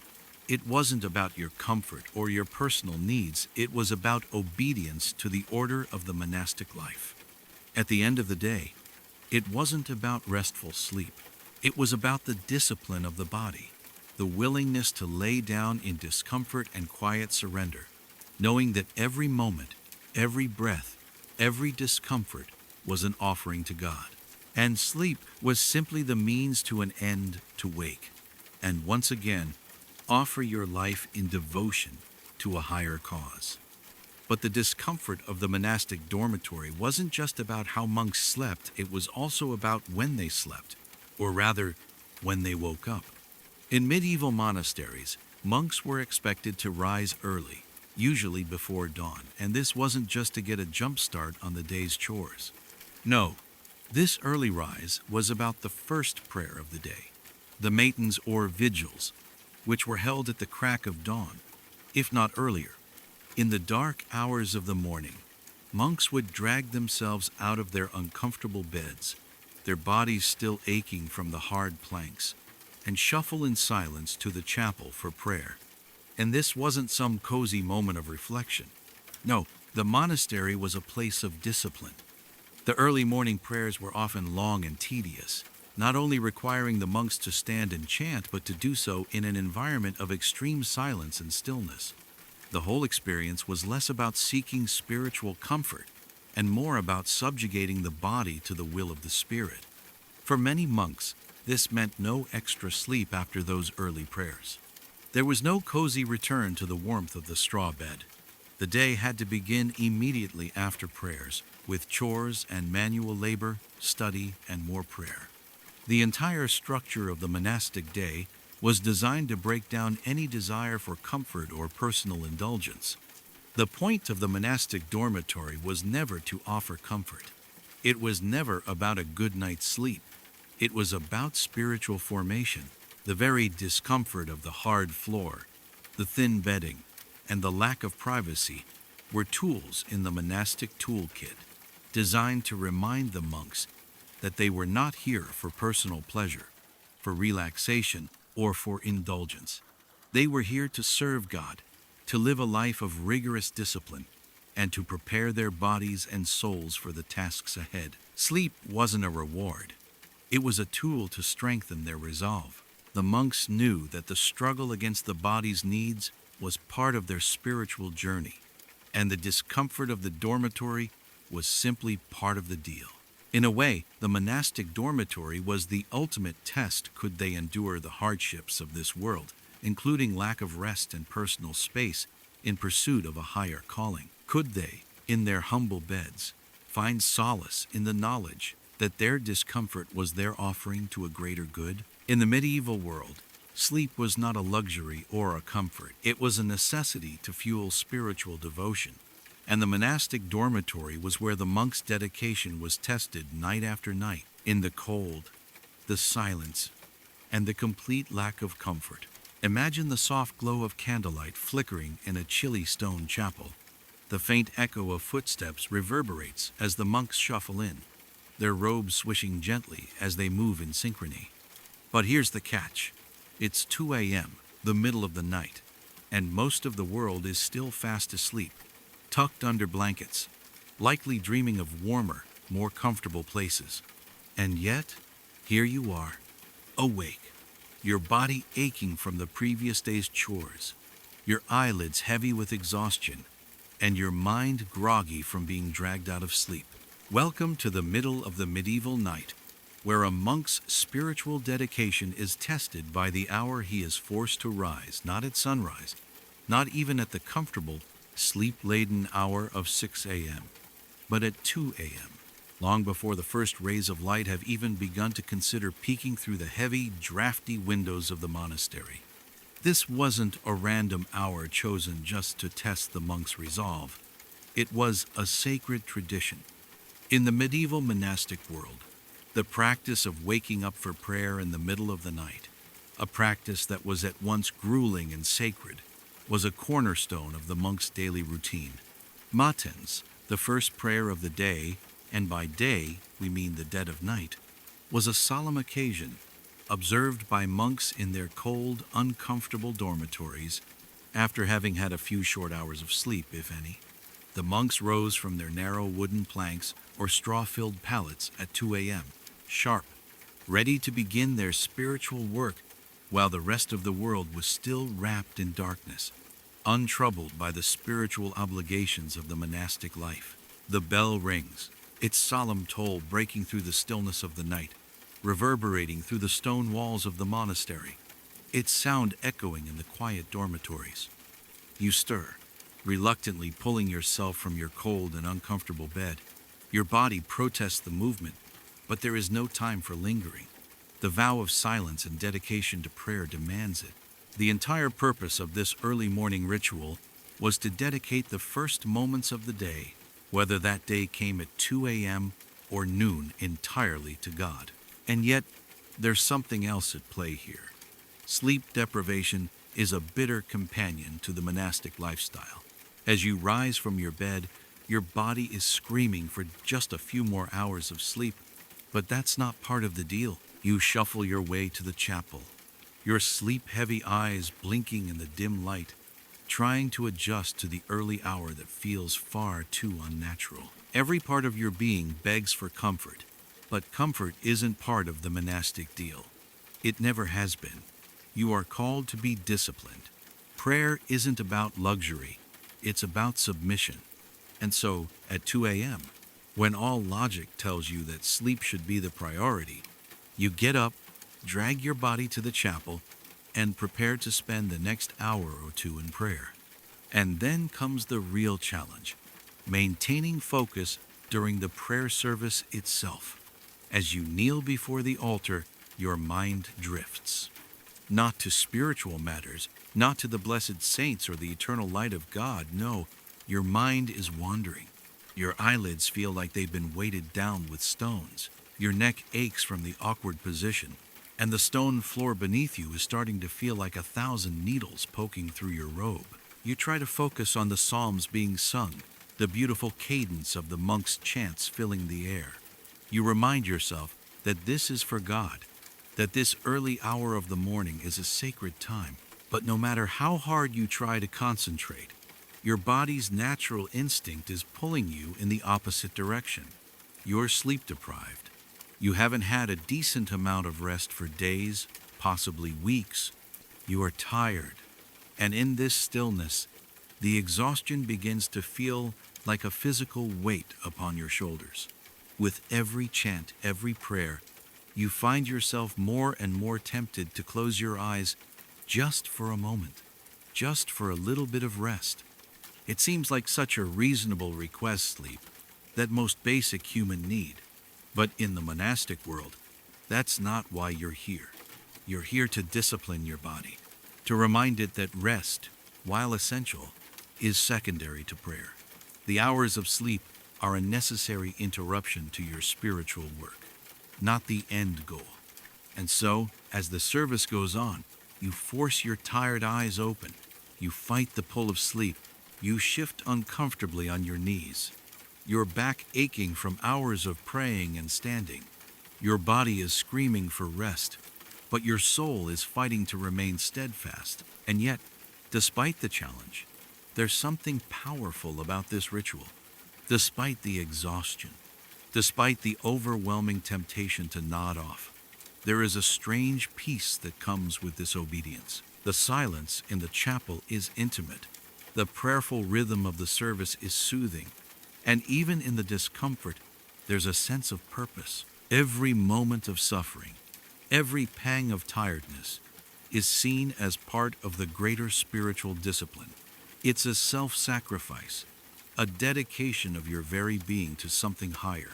In many ways, this pre-dawn prayer service wasn't just a spiritual exercise. It was a rite of passage, a daily reminder that comfort and self-indulgence had no place in the life of a monk. The very act of waking up at 2 a.m., the very discomfort of standing or kneeling through long prayers with heavy eyes and stiff limbs, was meant to strip away any sense of self and create space for something greater. It was a symbolic purification, one that went far beyond physical exhaustion. It wasn't just about the discomfort, it was about the spiritual work that discomfort was meant to facilitate. The prayers weren't just words recited. They were an offering of time, of energy, and of human frailty. Every time a monk's eyes began to droop, every time he felt his knees buckle under the weight of exhaustion, it was an opportunity to remind himself of his vow to serve, to submit, to dedicate. And every time a monk woke up at 2 a.m. to make his way to that chapel, it was an act of choosing God's will over his own physical comfort. As difficult as it was, the practice of waking up for prayer at 2 a.m. was a necessary element of the monk's spiritual routine. It wasn't about how well rested he was or about feeling comfortable and refreshed in the morning. It was about staying awake to the world and the divine in the midst of sleep deprivation. The monk wasn't called to serve his body. His body, like all things in the world, was temporary. His soul, however, was eternal. The prayer, the discipline, the discomfort, they were all ways to prepare him for that eternal truth. And so, despite the sleep-deprived grogginess, despite the heavy head and stiff joints, the monk rises again each day at 2 a.m., ready to offer himself again to God, to the service, to the eternal journey of the soul. There's something sacred about that struggle, don't you think? The idea that in the early hours of the morning, before dawn, when the world is still asleep and the body is desperate for rest, the monk's calling is to rise and place his dedication to God over his own personal needs. It's a true test of devotion, and not just devotion to God, but devotion to something larger than oneself. It's about rising above the physical to connect with the spiritual. And in those moments of struggle, a monk finds not only strength, but a deeper connection to the divine. So, the next time you find yourself dreading an early alarm, remember the monks of the Middle Ages, waking up at 2 a.m., dragging their weary bodies out of their uncomfortable beds, and walking to the chapel to offer their prayers. No comfort, no rest, just pure, unrelenting dedication. The struggle to stay awake, the exhaustion, the discomfort, they weren't obstacles. They were part of the spiritual journey, shaping the monk into the person he was called to be. And that, I suppose, is a lesson that even in our busy, sleep-deprived modern world, we could stand to learn. Close your eyes for a moment and picture yourself, a medieval dweller in the heart of the night. The hour is late, the moon casting a dim glow through a rickety wooden window, and there is an unsettling chill in the air, just enough to make the hairs on the back of your neck stand at attention. It's time to settle down for the night, but there's one little thing that you must consider before closing your eyes. The night is no safe sanctuary.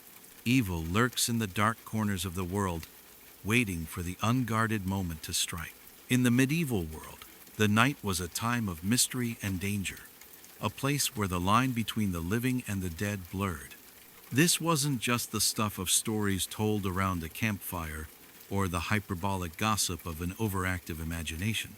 Nightfall brought with it the real threat of evil spirits, goblins, and restless souls eager to harm the unprotected.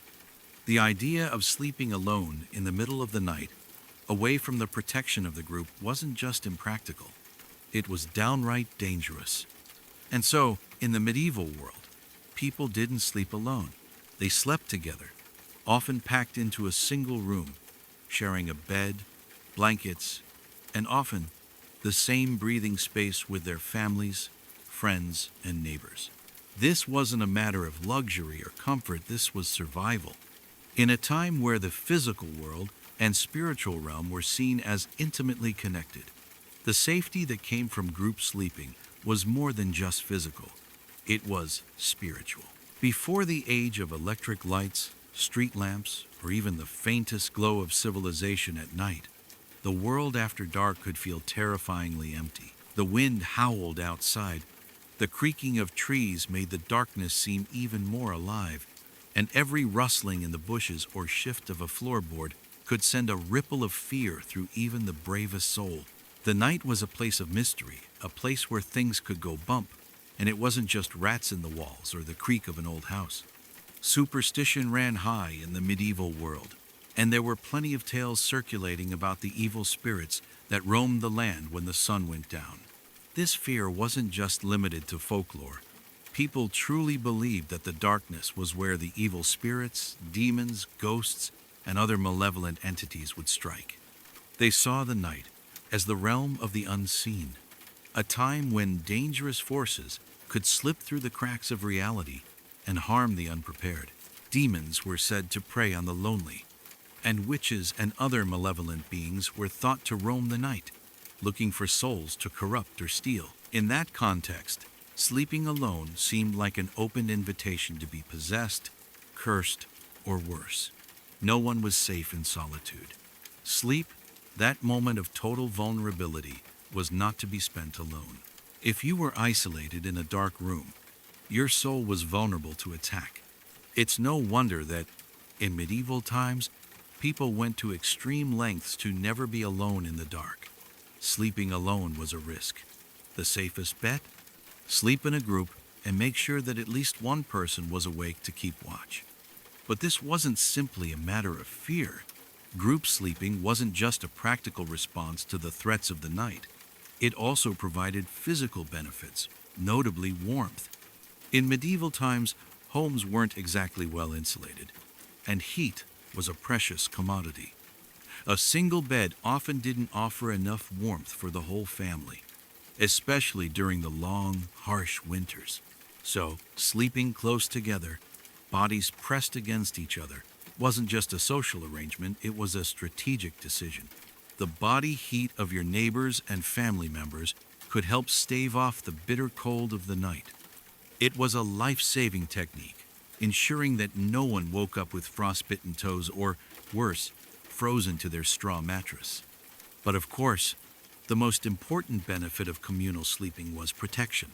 The old saying, "Safety in numbers," applied here more than anywhere else. Strength in numbers was a spiritual as much as it was a physical concept. The family unit, the village, or the community was not just a group of people living in proximity to each other. It was a spiritual circle of protection. When people came together to sleep, they weren't just sharing their warmth, they were shielding each other from the unseen threats that only appeared when the world went dark. If you're thinking, wait, did people really sleep in groups for fear of ghosts and demons? Well, the answer is yes, and the reasoning isn't as strange as it may sound. Medieval people didn't see the world in the same way we do today. The boundaries between the physical and spiritual realms weren't nearly as defined as they are in modern times. People believed that spirits and demonic forces were a part of everyday life, actively present and ready to engage with the living, often in destructive ways. Keeping a tight-knit community during the night was seen as a form of spiritual defense. When you think about it, the idea of sleeping in a group sounds pretty cozy, right? Snuggling up with family in a communal bed, With the warmth of bodies surrounding you, what could go wrong? But this wasn't just a matter of comfort. Imagine, if you will, a family crammed together in a small room, nestled on a rough straw pallet, wrapped in wool blankets, trying to sleep through the night while being alert to any strange sounds that might signal the approach of the unseen world. The tight proximity was comforting, yes, but it also allowed for easy communication and mutual support in the face of supernatural fear. If someone heard a strange noise or felt a presence they couldn't explain, there would be no hesitation to wake the others, share the fear, and face it together. But it wasn't just about fear of spirits. Practical concerns, like the protection of belongings or keeping an eye out for thieves or other dangers, were also key reasons for this group sleep arrangement. In a time where bandits and raiders were real threats to rural communities, a tight-knit sleeping arrangement was an excellent way to ensure that everyone in the family or community was safe from potential intruders. And of course, there was strength in numbers when it came to protecting the most vulnerable, the elderly, the children, and those unable to defend themselves. The protection provided by sleeping together went beyond just guarding the body against physical threats. It was also about spiritual defense. Think about it. If you were a medieval Christian, you probably believed that prayer was one of the most powerful tools in the battle against evil. And what better way to ward off demons than by praying together as a group before drifting off to sleep? The communal act of sleeping together, accompanied by shared prayers or blessings before bed, was seen as a spiritual shield. The more people you had on your side, the more powerful the shield. In times of war, disease, or general insecurity, the communal sleeping arrangement would often extend beyond just family members. Visitors, strangers, and even travelers whose sleep might be interrupted by danger or discomfort often joined the communal bed when stopping for the night. Sleeping in groups wasn't just about protecting the individual. It was about creating a web of protection that extended to all. It was a community defense against the unknown, an invisible force that, when left unchecked, could invade and tear apart even the strongest of families. Even the wealthier classes, despite their large homes and comfortable beds, often slept in proximity to one another. But for them, the goal wasn't so much spiritual protection or physical warmth, it was a matter of hierarchy and status. The nobles might have had their own separate rooms, but they still shared beds with trusted family members, servants, and occasionally, pets for the added comfort of warmth and protection. The only difference between them and the peasants was that their community was confined to a smaller, more elite group. The principle, however, remained the same: safety through proximity, both physically and spiritually. In the medieval world, then, sleeping in a group wasn't simply a practicality, it was a ritual of social bonding, spiritual protection, and communal living. It helped keep the worst of the night's threats at bay, whether they came from flesh and blood intruders or malevolent spirits. And, as uncomfortable as it might sound today, it was something the people of medieval times embraced with an understanding of necessity.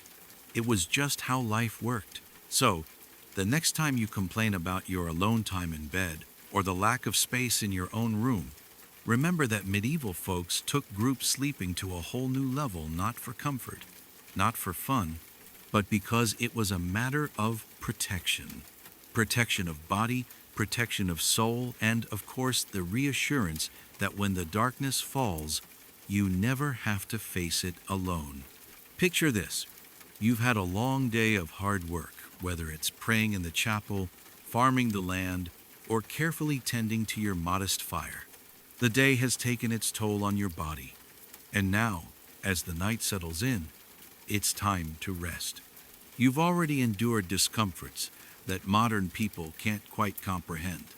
A cold, drafty room, a thin blanket, perhaps a mattress made of rough straw, all while sharing your sleeping space with a variety of family members, neighbors, and possibly even a chicken or two.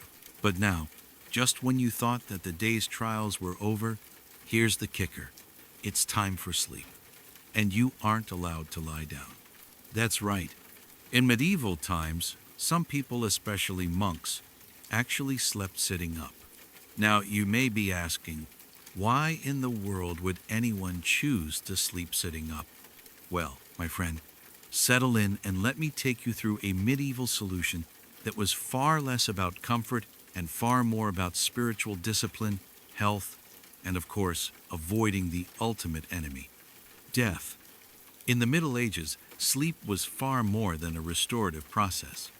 It wasn't just a break from the day's labor.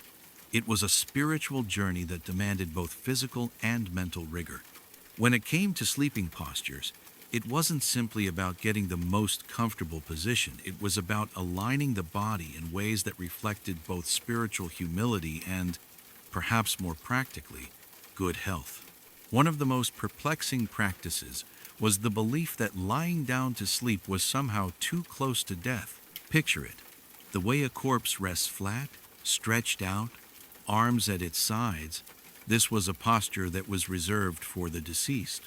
In a society where death was ever present due to disease, war, and the constantly lurking fear of a fatal bad harvest, the idea of lying in a prone position for sleep could feel uncomfortably close to surrendering to death. The medieval mind was fixated on the idea that sleep, like death, was a temporary departure from the world of the living. But sleeping flat, as if preparing for the final rest, was considered almost a moral surrender, a posture too intimate with the grave. For the monks, in particular, the notion of death was ever present. Not only was it spiritually dangerous to lie down like the dead, but it also signaled to them an unwillingness to suffer. And suffering, of course, was central to their daily practice. Discomfort, from uncomfortable beds to awkward sitting positions, was all part of the spiritual training. It was believed that by sleeping sitting up, a monk was denying the temptations of the flesh, including the all-too tempting comfort that came with lying flat in a cozy bed. The unease of sitting while attempting to sleep was, in its own way, an offering to God, a symbolic rejection of the comforts of this world and a closer connection to the struggles that would bring them closer to the divine. But beyond the spiritual reasons for sleeping sitting up, there were also some very practical, and to modern sensibilities, somewhat misguided, beliefs tied to this particular position.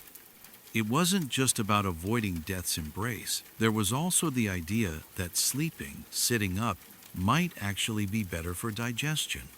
In a world where medical science was rudimentary at best and full of all kinds of pseudoscience, the practice of sitting up while sleeping was believed to help keep the body in an upright posture, thus aiding in the digestion of food. The idea was rooted in the belief that digestive issues arose from the body's inability to process food properly when lying down. In fact, many medieval scholars, physicians, and religious figures endorsed the idea that sleep should be spent sitting upright to prevent the body from being overwhelmed by the contents of its last meal. It was a commonly held belief that gastritis, heartburn, and indigestion could be avoided by not lying flat, as it supposedly allowed food to move through the digestive tract more efficiently, keeping the stomach upright and properly processing everything that had been consumed. Now, to be fair, the medieval understanding of digestion wasn't exactly on par with modern biology. In fact, it wasn't until much later that we understood how digestion really worked. But back then, there was something deeply comforting to the idea of keeping the body in a more elevated position during sleep, especially when you consider the fact that most medieval diets were far from gentle on the stomach. People ate heavy meals, sometimes too much of them, and often the combination of meat, cheese, bread, and stews didn't always sit well in their bellies. So, the practice of sleeping, sitting up while uncomfortable, was believed to help keep digestive problems at bay, no matter how off the mark the actual science might have been. Now, you might be wondering, but how did they sleep while sitting up? Wouldn't that be horribly uncomfortable? And to that, I say, oh, absolutely. The reality of sleeping in a sitting position was far from pleasant. In fact, it was downright miserable. For those monks who were committed to this uncomfortable spiritual practice, the task of sleeping sitting up often meant resting on a hard bench or a wooden chair, sometimes with only a rough woolen blanket draped over them for warmth. The hard, unforgiving surface beneath them did little to help, and the stiff back of the chair, or whatever makeshift furniture they had available, offered little in the way of support. There were no soft mattresses, no memory foam pillows, no modern comforts. If you've ever tried to sleep while sitting in a car on a long journey or spent a sleepless night in a hard chair, you can begin to imagine what this experience was like for the poor monks. Aches and pains were practically guaranteed. Your neck would cramp, your legs would fall asleep, and you'd find yourself shifting constantly, trying to find some semblance of comfort, only to realize there's no such thing as comfort in this position. And as the medieval winters stretched on, cold drafts would seep in through poorly insulated walls, making the whole experience even more miserable. There was no escaping the discomfort, no adjusting your pillow, no getting cozy under a thick duvet. It was all about endurance, both physically and spiritually. But again, this wasn't about comfort. The discomfort was the point. The monks endured the hardship to purify the body and sharpen the mind. It was an act of willpower and devotion, one that put the mind in a state of constant attention.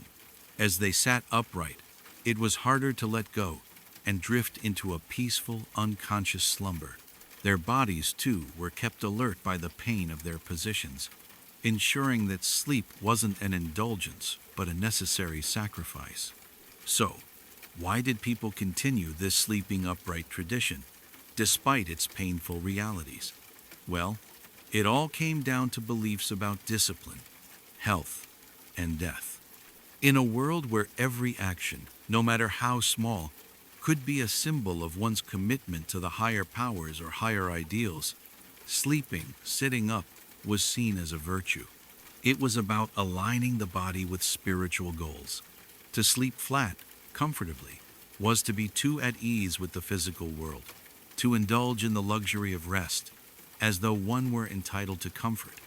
Sleeping, sitting up, meant rejecting that indulgence, confronting the discomfort of life head on, and saying, "This world is temporary.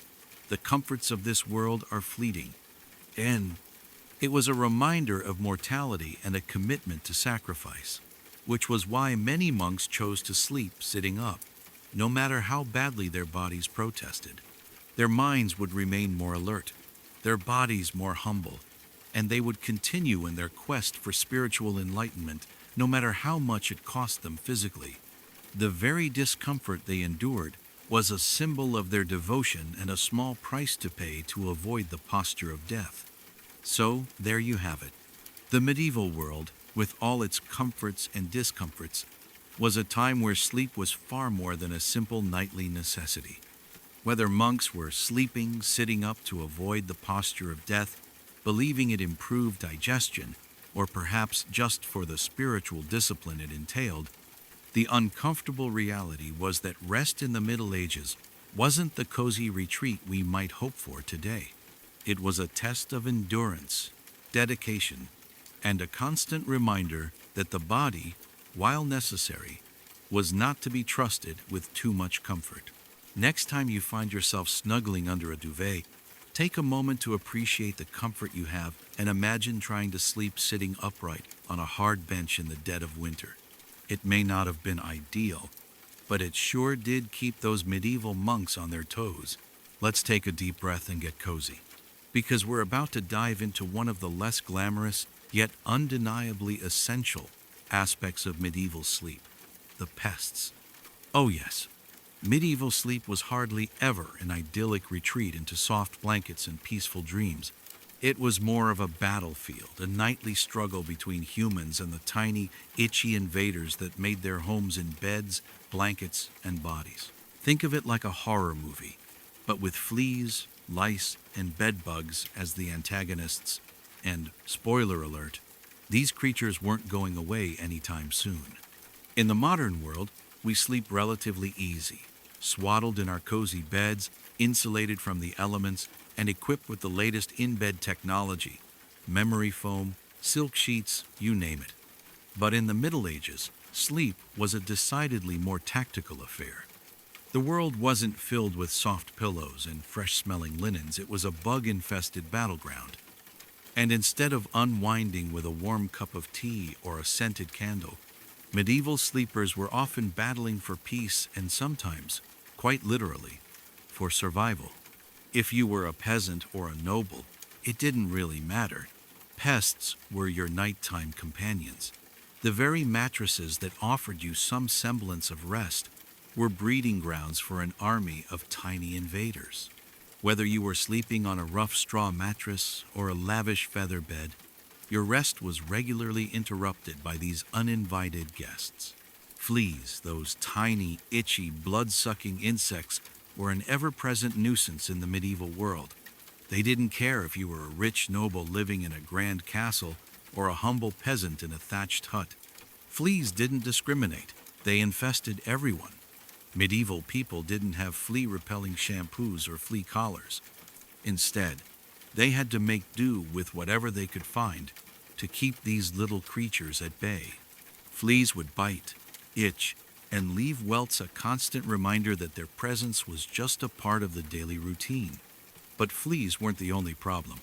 Lice were another menace.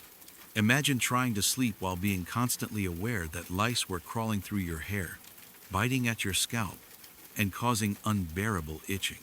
Lice were like the shadowy guests of medieval life, only they didn't bring any gifts, just annoyance. For those living in close quarters, lice would spread quickly, moving from person to person, often passing between family members. It was a cycle of itching, scratching, and more itching, never quite escaping their tiny, persistent jaws. And, of course, we can't forget about the ever-reliable bedbugs. These small, nightmarish creatures would nestle into the crevices of wooden bed frames and woven mattresses, hiding in the seams of the straw and feeding on unsuspecting sleepers. Imagine finally drifting off to sleep, only to be awakened by the feeling of tiny bites all over your body. Bed bugs didn't just steal your sleep, they devoured it piece by piece, leaving behind a feeling of constant unease. All in all, the medieval bed was a perfect haven for these pests. The combination of damp straw, crowded sleeping arrangements, and poor hygiene created the ideal environment for fleas, lice, and bedbugs to thrive. The dampness of the straw mattresses and the closeness of the sleeping conditions helped these creatures survive and multiply, ensuring that each night brought a new round of itchy frustration. So, how did medieval people cope with their pest problem? Spoiler alert, their methods were not exactly effective. In fact, many of the strategies medieval people used to battle pests are so far removed from anything we'd consider practical today that they might just make you chuckle. But hey, at least they were resourceful, even if their efforts were misguided. First off, let's talk about the bed linens. Imagine you're a medieval peasant, and your bedding consists of straw mats or a basic rough linen sheet. The sheet, while not exactly luxurious, was often made of coarse materials that offered the perfect hiding spots for bed bugs and lice. Washing sheets was a rare luxury for many, especially since it required access to hot water, soap, and, perhaps more importantly, time. So, instead of laundering sheets regularly, people would often shake them out, beat them with sticks, and hope that the bugs would flee for a little while. This, of course, wasn't enough to truly rid the bed of pests. It only displaced them temporarily, creating a frustrating cycle of pest control that never truly ended. Then there were the herbal remedies. Medieval people believed that certain plants and herbs could help repel pests. They might scatter wormwood, lavender, or tansy around the bed, hoping that the strong scents would keep the bugs at bay. Of course, there was no evidence to suggest that these herbs had any real effect on fleas or lice, but the idea was that these strong-smelling plants might mask the scent of the human body and prevent pests from being attracted. This approach was as effective as you'd expect. Not very, but it provided peace of mind and a little extra fragrance. In some areas, people would burn herbs, such as garlic or onions, in an attempt to drive out the pests. The idea was that the strong smells would discourage fleas, lice, and bed bugs from entering the bed in the first place.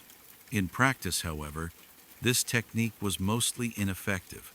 The smell may have made people's homes smell like a clove-scented disaster, but it certainly didn't stop the fleas from feasting. And, if you're feeling brave, some people resorted to sleeping with animals in their beds, thinking that the body heat from animals like dogs or pigs might help keep bugs at bay. But let's be honest, pigs don't make great pest control experts. In fact, they're more likely to be carriers of pests themselves. But in the medieval world, people often slept in close quarters with their livestock, especially during the colder months, for warmth and survival. While a pig might have kept you warm, it wasn't exactly a bug-repelling hero.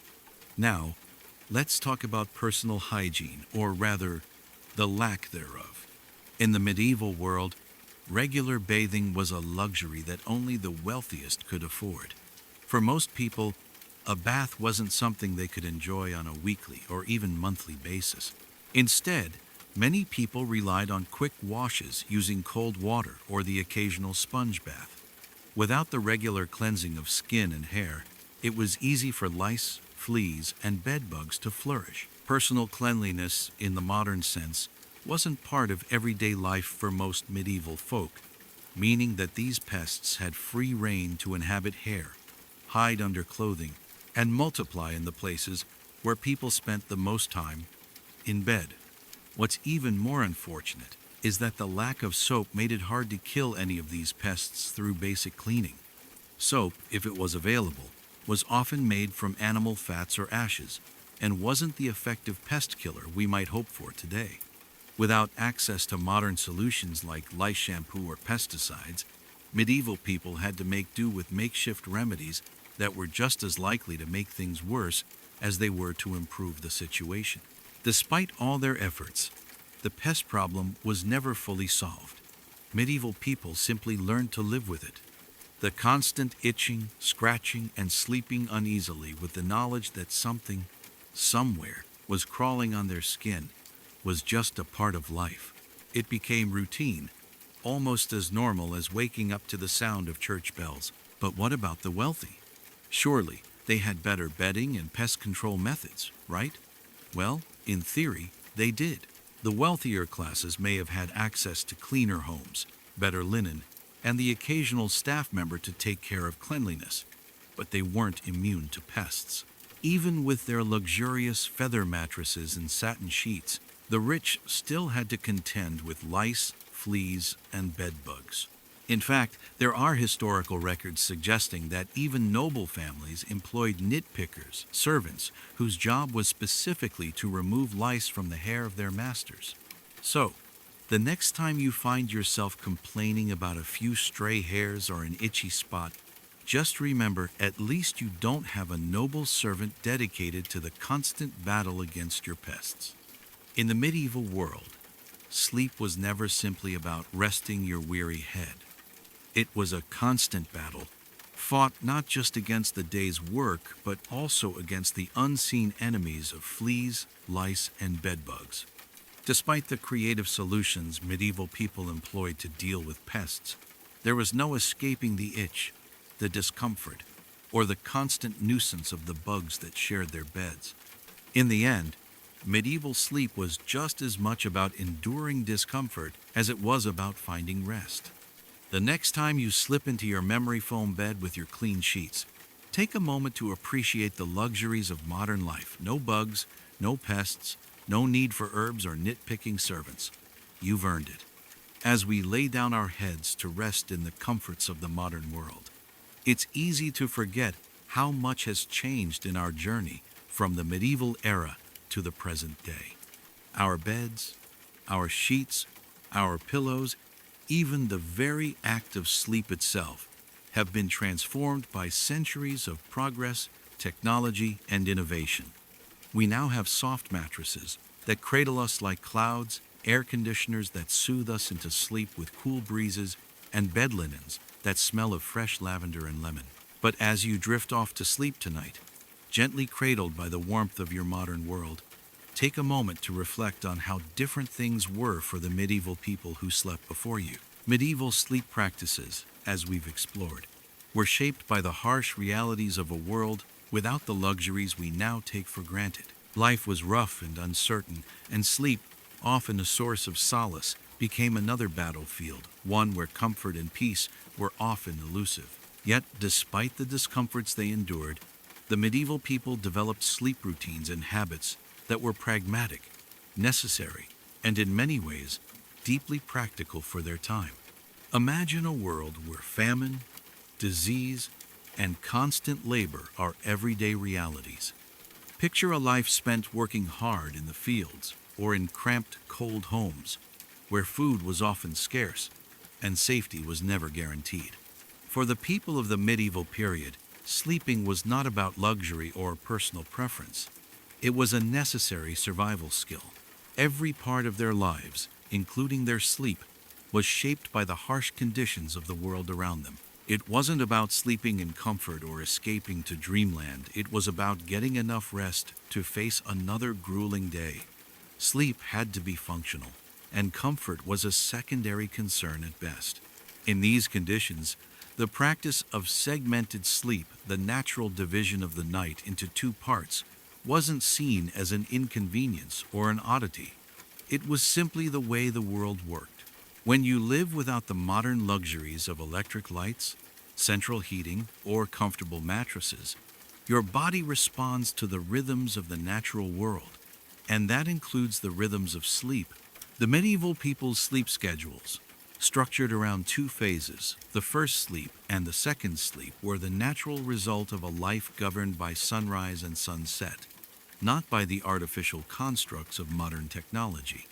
During the watch period, when medieval sleepers would wake after their first sleep to pray, read, or simply tend to their animals, there was a purposeful rhythm to it all. In a world where safety wasn't guaranteed, being awake during the night wasn't considered strange or unnatural. It was a practical solution to the unpredictable dangers of the night. The watch period gave people the opportunity to tend to their homes, their livestock, and their spiritual well-being.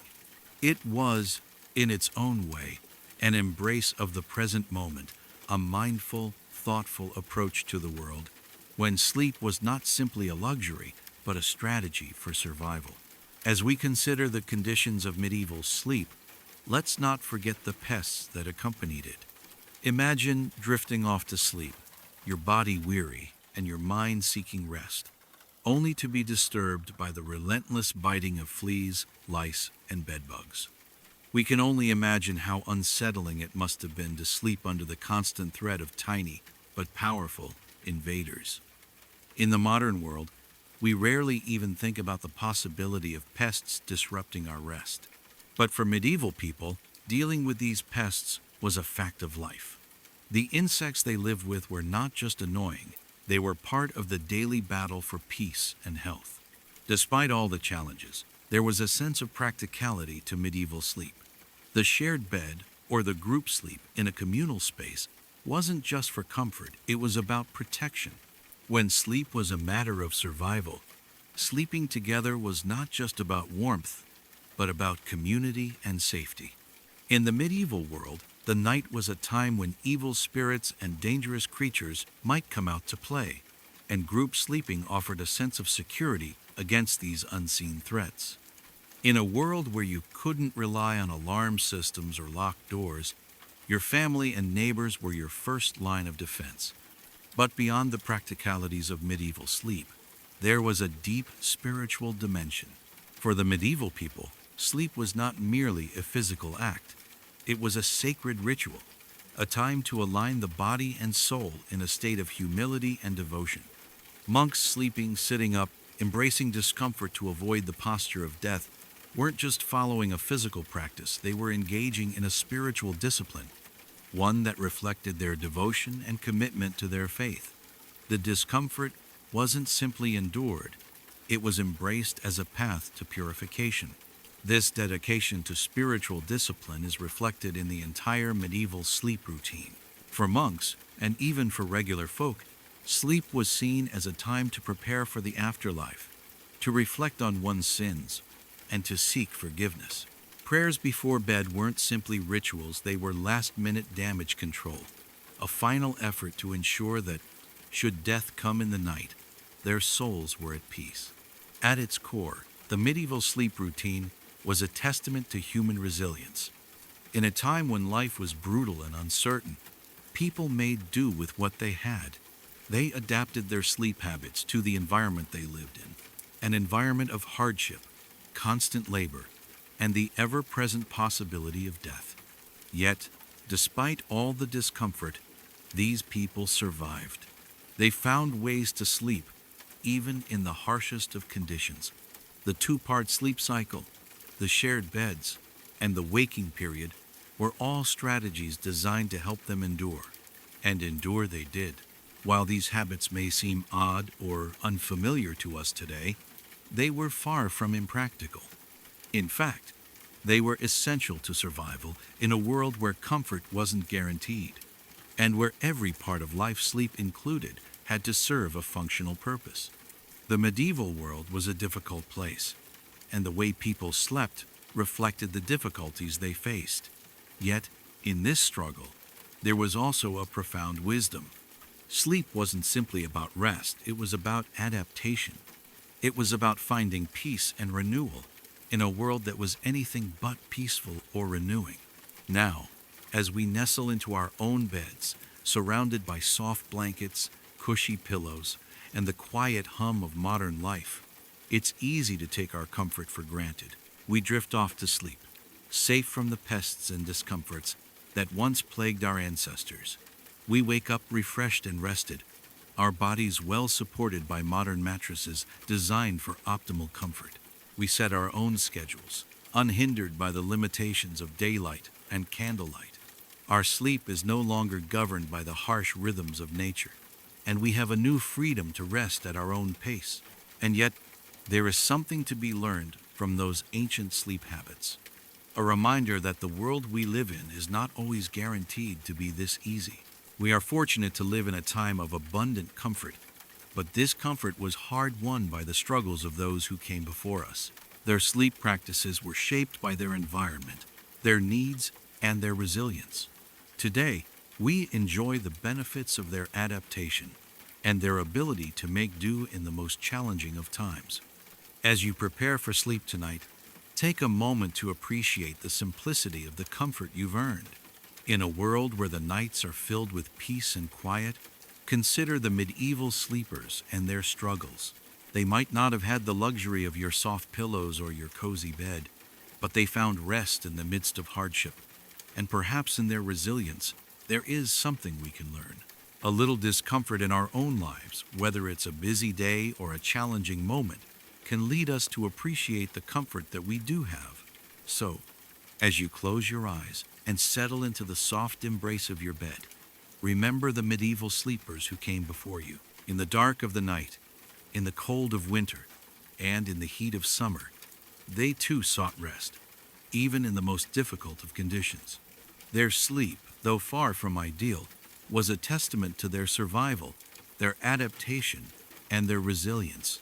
And as you drift off to sleep, take comfort in knowing that, like those who lived before us, you too are part of a long tradition of adaptation, and in your own way, you are finding peace in the world.